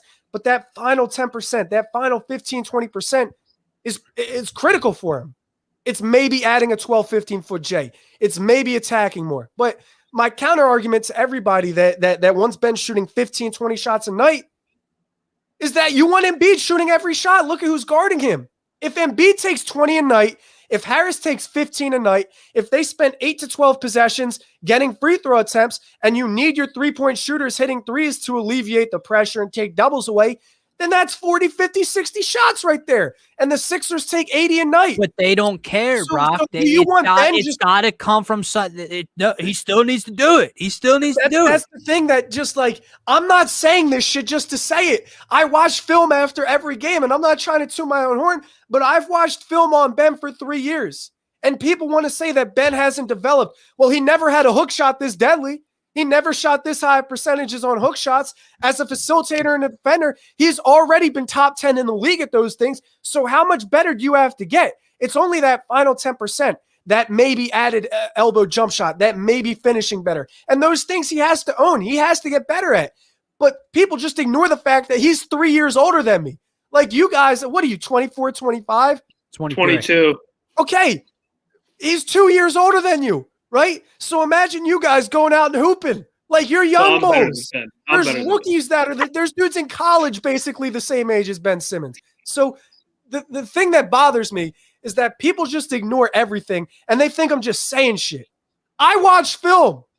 My dad has coached and been around the game since the 70s. He is in my ear every single day about Ben Simmons and what I tweet and the film I bring. He's in my ear every single day. If I was presenting the wrong take, if I was presenting something outlandish, he would sit my ass down and say, "You're saying the wrong shit." But in my opinion, I'm not. And I'm not wearing a cape for Ben. When Danny does well, when Matisse does well, when Embiid do well, I tweet about them too. But the thing is, Ben impacts the game every single night, defensively and with playmaking. And I tweet these things out. I tweet he created 10 threes for his teammates. And people say, well, you're wearing a cape for him. Okay, then go find me somebody else that creates 10 threes a night. I'll tweet a video of Ben drawing a double and kicking it for a three. They do that in the park. I do that at the local park.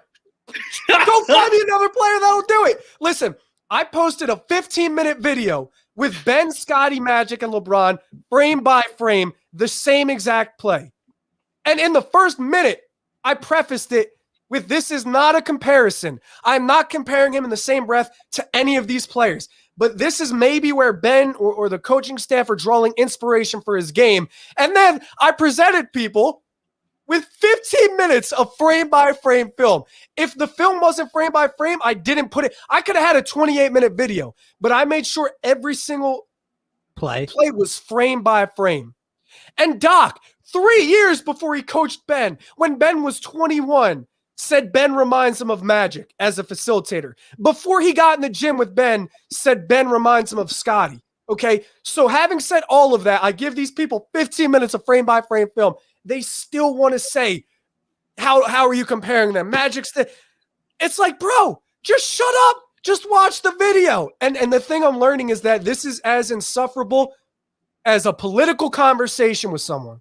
If you want to talk Biden and Trump with someone, it's the equivalent to me talking Ben Simmons and the jump shot with someone, because it's like I'm talking to a wall. There's no middle ground. They say you ignore the J. I say you ignore the facilitating and the defense, and they don't want to hear it. And that's your point, Dylan. Would they be happy if Ben came out and dropped 25 in a loss? Ben scored 42 without Joel, and it wasn't good enough. They still got their asses. Here's the thing. Everybody says Ben needs to be aggressive. Ben needs to shoot more. Ben needs to this. He goes out and takes 13 shots, right? And everybody's mad that he misses 7 of them. But Brock, so here's my point. You want him shooting more? Brock, he's been in the league for how many years now? 4? 4. This is 4th year. What's his career average? 16 points. 16, 8, and 8, more than Scotty. So he's between a 16 and 17 point scorer, right? So he's about a 3 ball off of a 20-point scorer, okay? Now they take this slump, this 11, 12 game slump where he's got 5 and 7. And in the playoffs, that cannot happen. I'm not going to lie to you. That can't happen. It can't. I agree. But they take that and act like this is what he is. He's a career 16 to 17 point scorer.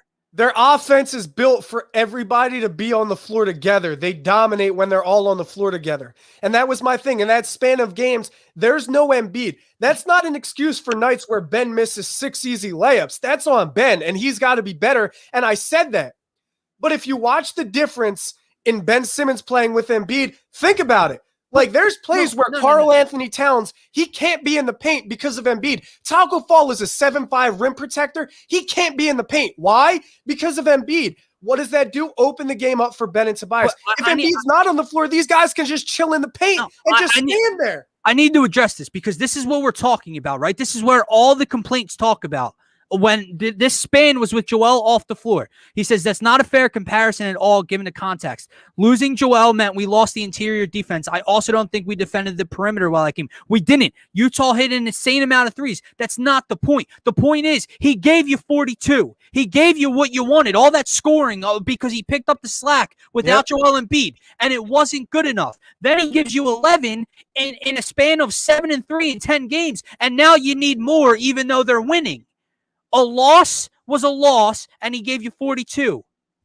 A win was a win without Joel. He gave you 12, and you need more. That's my issue.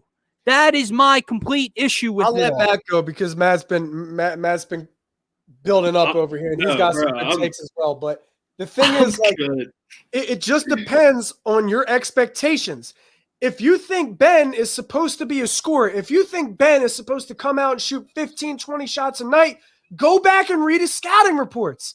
That's not what he was touted to do. And the Sixers knew that, drafted him. So, Doc, their own head coach, a Hall of Fame head coach and a championship coach that's been employed for over 20 years, comes out every single night and says, we need him playing the floor game and defending. He's telling you this. Hold on. He's telling you this. And the idiots that have these platforms that think they're saying shit and think I'm making stuff up want to come out and fire people up that don't know what they're watching. But he's got to do this. You're an idiot. Brock, you just heard my take, right? Am I saying, he said, I mean, it's not like the scoring made you lose. Hold on. And then he says, that's what you're trying to say. You're trying to say Ben Simmons playing great basketball cost him the game. No. I gotta take my mic out. My Mac's about to die. We've been doing this shit 2 hours. Let me plug my What I'm saying is, so that was great basketball in your opinion, the 42 points, and you're right, it was, and it came with a loss. I didn't say that's the reason they lost. Tobias Harris dropped 30-some as well. That's not the reason they lost. But then when they win and he has 11, you guys complain that he needs to score more. Or they don't say anything. Or they act like Ben didn't impact the game. And it's crazy. Like, no, you know what it is, Brock? They need this perfect world of they need like 20 points per game with wins. Guys, Brock, here's all you got to say. The Sixers throughout the course of Joel Embiid and Ben Simmons tandem together have been a career what? 3 seed, 4 seed, 6 seed, whatever. Back-to-back 50-win games for the first time since 1983. Okay. Brandon Ingram hasn't made the playoffs yet. Okay, and now what's their seed? They're fighting for the 1, correct? Yeah. They're 35-16, and all you hear about on a nightly basis is he needs to score more. That's Philly. That's Philly. And the Utah game, it's a bad barometer because what Utah did was funnel Ben to Gobert. All they did was funnel Ben to Gobert. They played out on shooters and said, this dude's got to go one-on-one with the People's Defensive Player of the Year, Goody Robert. He got dropped the fuck off because he's trash. Okay, I don't want to hear anything about him being a decoy. And here's the thing. Ben scored 42 because there's no Joel Embiid. Ben's able to take 20 shots without Embiid. But if Embiid's on the floor, he's giving you the most dominant shot in basketball. Nobody's more dominant than Embiid. So you want him taking every shot. I get this. You want Ben to be the best he can be. So do I. My point is this. The last thing I want to talk about to you guys. We got a core listener. I like that. That's Philly. Please. If the Sixers win an NBA title and Ben Simmons averages 13 points or 12 points throughout the entire playoffs, are they going to say anything? Of course.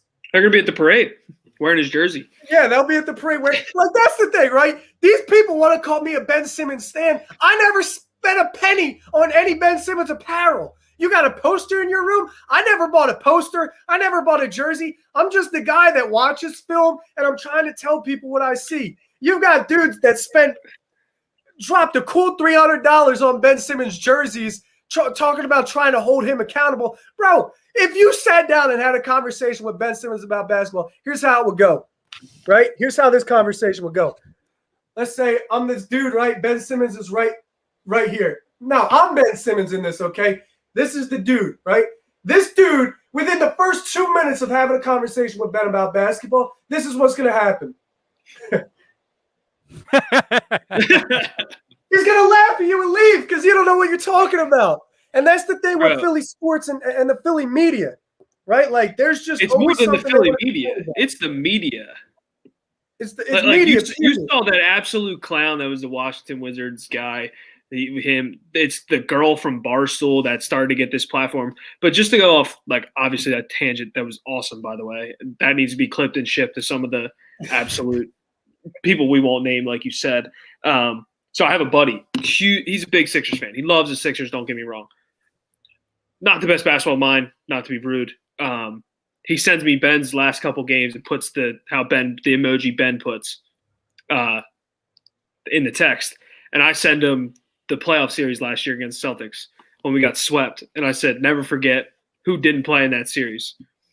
And then, dude, as you guys were going down and saying what the people will say, I'm just reading his text, and I was like, yep, check.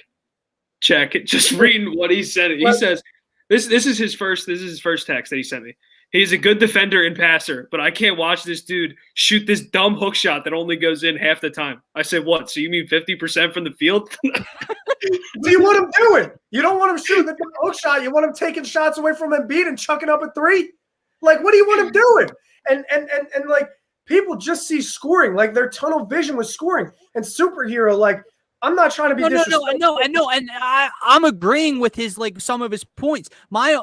He's just getting it, like, misconstrued, I think, with what I'm trying to say. I wasn't trying to say Ben scoring led to a loss. But like, when they win, people want more scoring. And I agree. Watch the words come out of my mouth.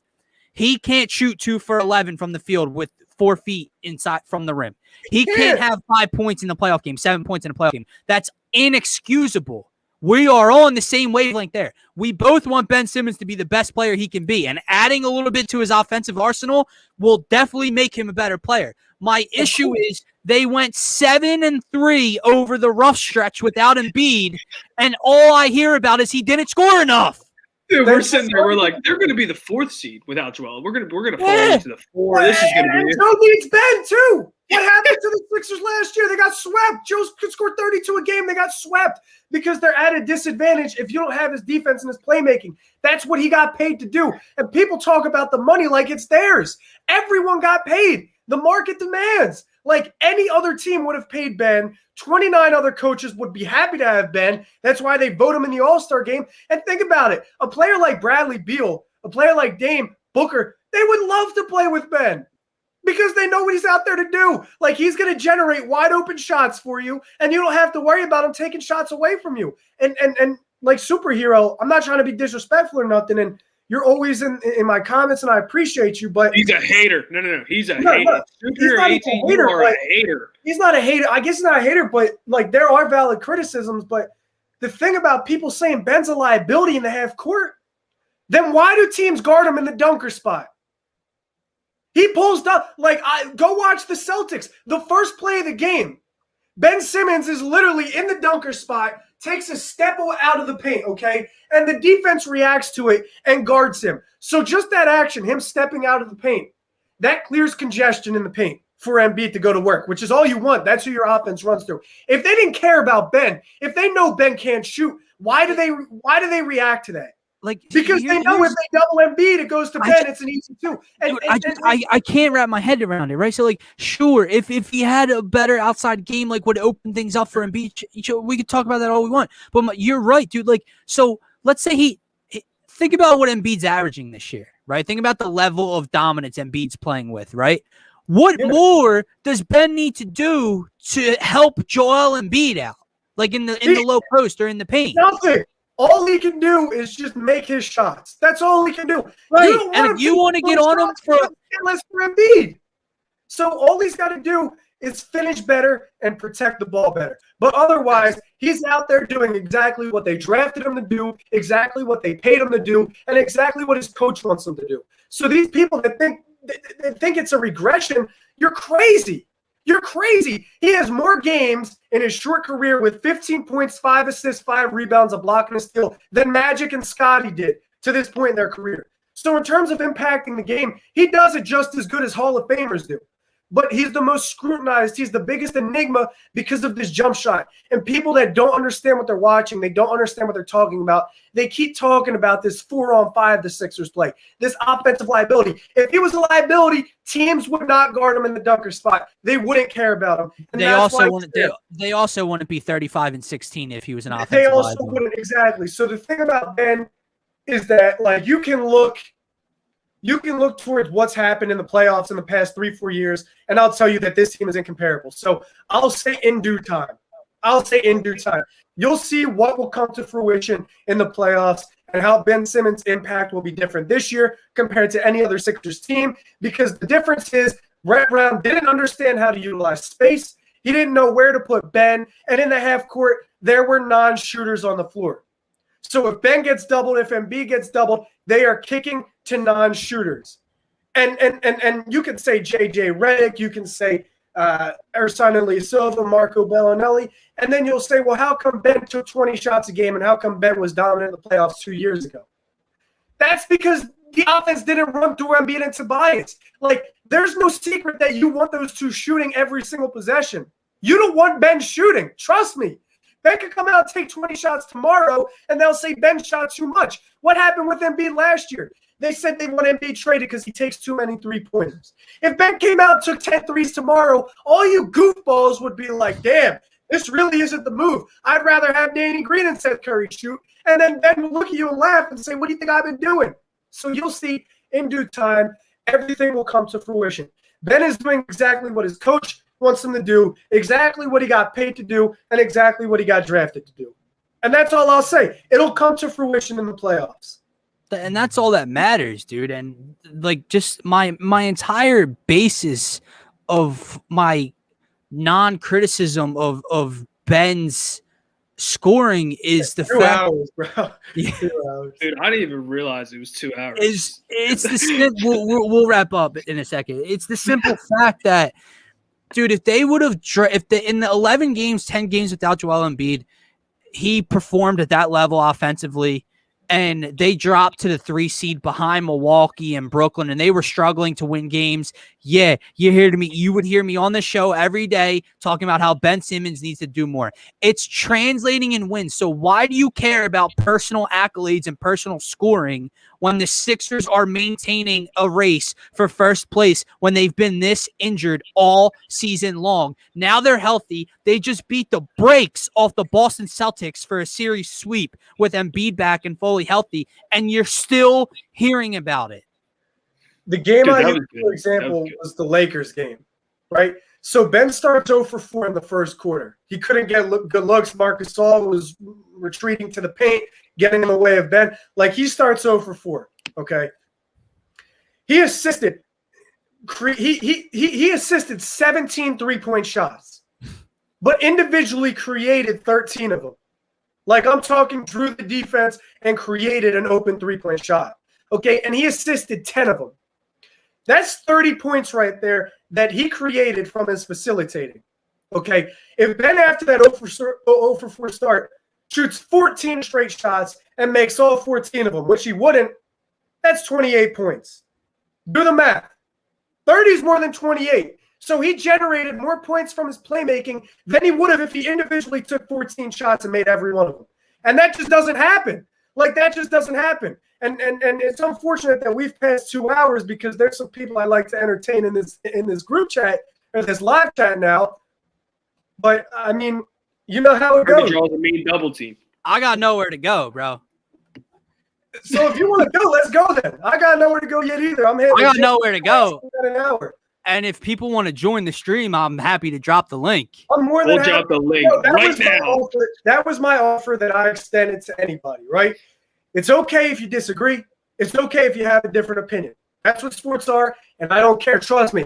I have these conversations with my crew in real life. I have these conversations with my parents. My dad, not my parents, because my mom, obviously, is a non-factor. But I have these conversations, and I've had them for 3 years. So my offer has always been this. I'm not just saying shit to say it. I watch the film. I'm not just talking to talk. I'm not milking shit. I say things because I see them. And I feel like I'm in a position to speak on them. So I've extended this offer. Anybody, if they want to talk hoops, if they want to talk basketball, whatever they want to do, I am more than willing to go live. I'm more than willing to treat you fair, respectfully, equally, and the whole nine. But the problem is people don't want to do it. They want to hide behind their screens. They want to throw subliminals. They want to do this and that, all this extra shit. And I'm not with that. I'm not with it. In real life, my friends and I, we pride ourselves on moving militant. Like, we don't give people time of day that don't deserve it. So a lot of the people that throw subs and do this, I would laugh at them in person. I wouldn't entertain them. I wouldn't give them the time of day. I'm willing to do that on the internet. Bro, I mean, me and Steven have never interacted. I'm not coming at him with disrespect. Brock's on my show right now, bro. We can drop the link. Like, he doesn't have to send you a DM. I'm not DMing you, bro. You can hop in here. You can join the stream. You can join the stream. Like, I'm just not doing that. It's just like, if you want to talk and you think you're right and you think I'm doing this, if you think I'm a fanboy, let's talk about it. Let's discuss it live. Let's see how you react when somebody applies pressure. And if you're not willing to do that, then stop talking to me. Because I want to give you the time of day in person. Bro, I will tell you, your Wi-Fi's ass right now, bro. Is it? Shout out Abe for the $5 donation. Abe, we appreciate you. Abe is more than you know. Effing man. So you guys got me. Is my live stream bug? Is my Wi-Fi bug? We can hear you. We can hear you fine. Your video is just a little muffled. Because I had to unplug my bro. The unfortunate thing is, like, my Mac was charged on 100. We've been streaming for 2 hours, so now this thing's on 8%.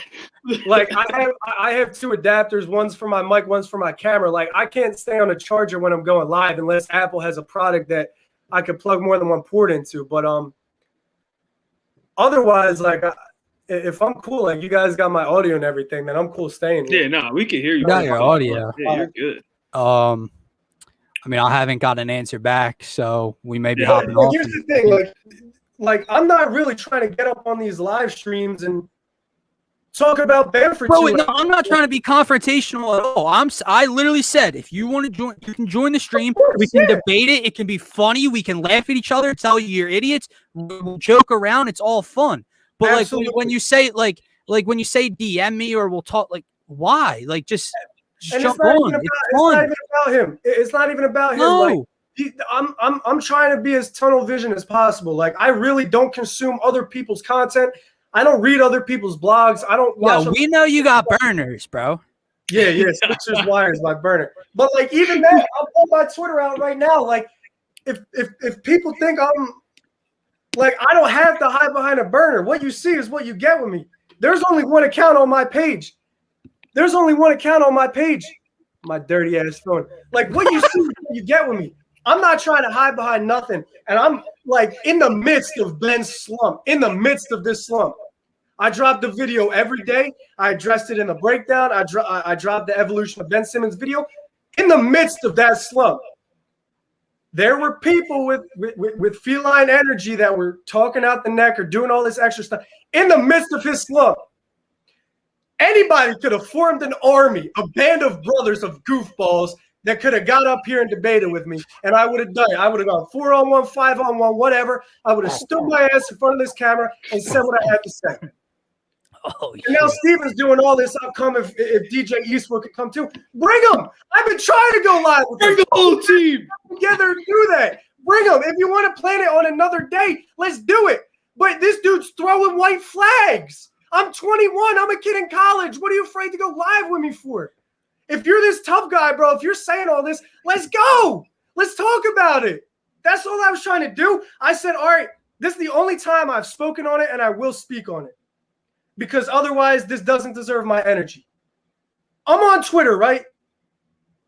And Eastwood's been cool. Like he's been cool. Yeah, you went on a show. I don't know. I had nothing but good things to say about him.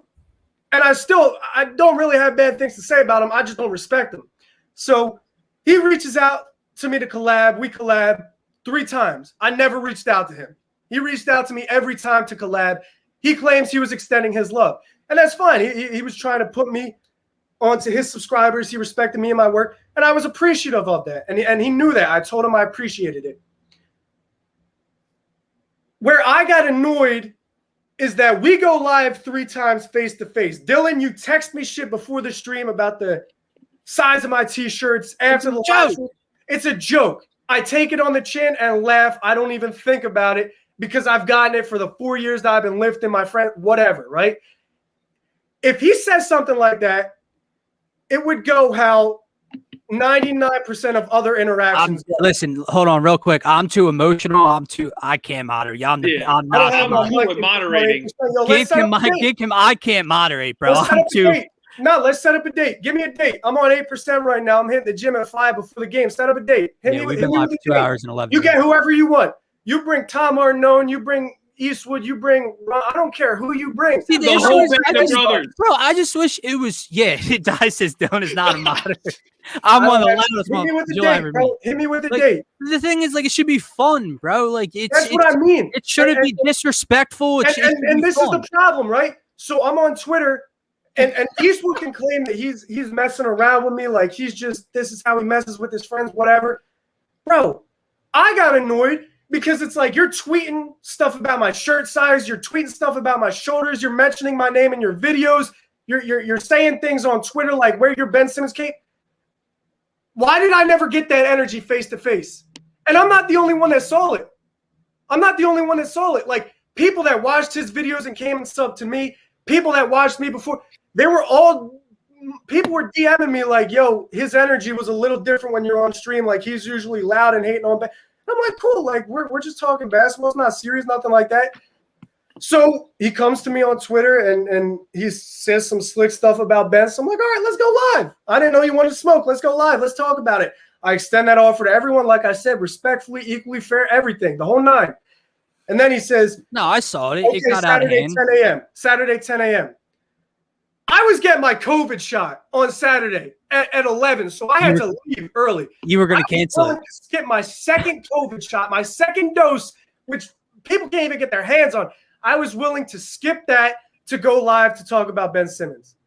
And I said, all right, I'll see you there. Cool. That's all I wanted. I'll see you there. The problem is he says, all right, bring your Ben Simmons cape, fanboy, whatever. Even if you're playing with me, how come I never had that energy face-to-face? I never had it. So I'm like, bro, this is a grown man. This isn't a kid my age. This isn't one of you guys 22, 23. This is a grown man. At the same time, we're also acting like a feline on the internet. So I'm like, all right, cool, bro. I gave you the space to exist, whether you agree with that or not. I let you do your thing, and I stayed out of the way. That's all I meant. Like, I stay in my lane, you stay in yours. I don't step on your toes.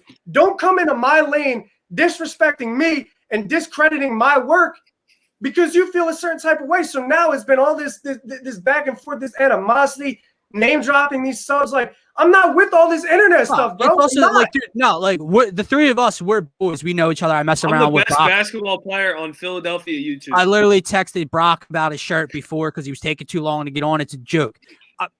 And it's not you being soft, but Persiketti's he's not on your team. No, you guys got Justin. You got him. Brock, go build your super team. This dude Steven is talking heavy, bro. Like, I wouldn't give you the time of day in person. I really wouldn't, bro. I don't need a team. I don't need a team to talk to you, bro. You are a goofball. I'm looking at my camera. You are a goofball, bro. I don't care what you have to say. And I'm not with all this tough talk on the internet because it's not the same energy. It's not. If we were in person, this wouldn't be the energy, bro. It wouldn't. And I'm not saying I'm trying to fight anybody. I'm not trying to do none of that. I'm just not with this acting tough on the internet shit. Like, you reached out to me. You reached out to me when I had less than 1,000 subscribers. I had like 100 subscribers dropping a video. And you reached out to me and said, I've got to learn some of your tricks. I still have the receipts just in case you want to say I'm capping. I Save still the have receipts. receipts. And I had less than 20. I didn't have a lick. I didn't have a lick of subscribers, and you're reaching out to me saying that. Like, bro, you're not in my lane. Stop trying to come in my lane. I'm not giving you energy. I'm not giving Eastwood energy because none of you deserve it. None of you deserve it. I wouldn't give you the time of day in person. Disrespectfully, I wouldn't give you the time of day in person. But you want to do all this extra stuff on the internet. It's feline energy, bro. It's feline energy. And if you want to go live, I don't need anybody. I don't need Dylan. I don't need Matt Percassetti. Bro, I don't need anybody. I will take on you and whatever band of brothers you want to get together, and you can be as loud as you want. I don't care. In due time, everything will come to fruition. And that's all I have to say. Like, that's it. It's crazy, bro. Like, it's crazy. I don't get it. Take my mic like, out. you're on the internet. You're behind a keyboard. You can do all this extra stuff. Like, well, my only issue, and again, bro, this is between. This in person. Hold on. This is between you and whoever. Like, this is whatever. It's supposed to be sports debates. It got taken out of pocket because look, they can say you're soft or whatever. It was a t-shirt comment, but like, I know you. We're boys. I can joke about your appearance or whatever. Anybody in the chat can drop something and say you wear tight shirts, you're on steroids. I've been getting that since my senior year. But like, my point is, bro, first of all, like, not wrong comment. Stop trolling. It takes all. Stop trolling. Okay, you do the same thing I do. You do the same thing Brock tries to do. Like, we're all trying to do the same shit. Second of all, I offered you the link to my show right now to come on and talk Ben Simmons, bro, and you had to ask to bring someone else.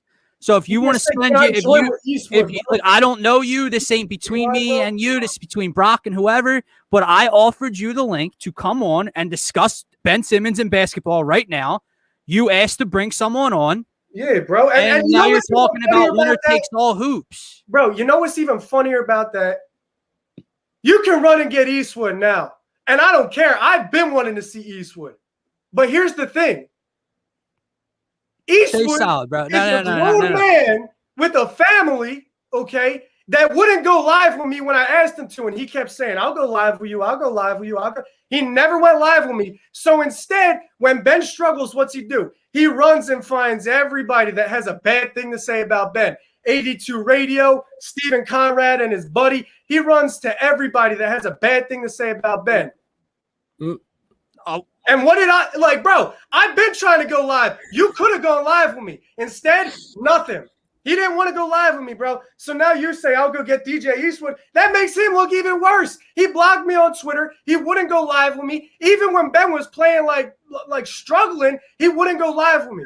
Now you want to go live because you've got a band of brothers. Bro, let's do it. I don't care. I don't need any of these three. I'm not afraid of you internet goofballs. You're hiding behind a keyboard. And that's why I say stay solid. Because the three dudes I'm with right now are solid. They're just solid, bro. None of you are solid. You're clowns. You're clowns. Yo, I just want to say this real quick. He's trolling, bro. He's trolling. He's trolling. Let him troll. He's not funny. He wants to spend his Friday afternoon watching the stream and trolling. It's whatever, you can do it. It's cool. Bro, listen, I'm not even trying to say anything about me being a tough guy or fighting him or coming from a tough place. Like, I'm not saying any of that, okay? But here's what I'm saying. You keep talking about this one-on-one basketball, bro. It's a difference in you and your boys playing basketball at the local park and who we play basketball with. And I promise you, if you stepped on the court with who we play basketball with, you're either getting ran off or you're getting bullied off. Either one of those things are happening. But come with that energy, bro. I will drop an address. I will drop a link. Whatever you need, I'll do it.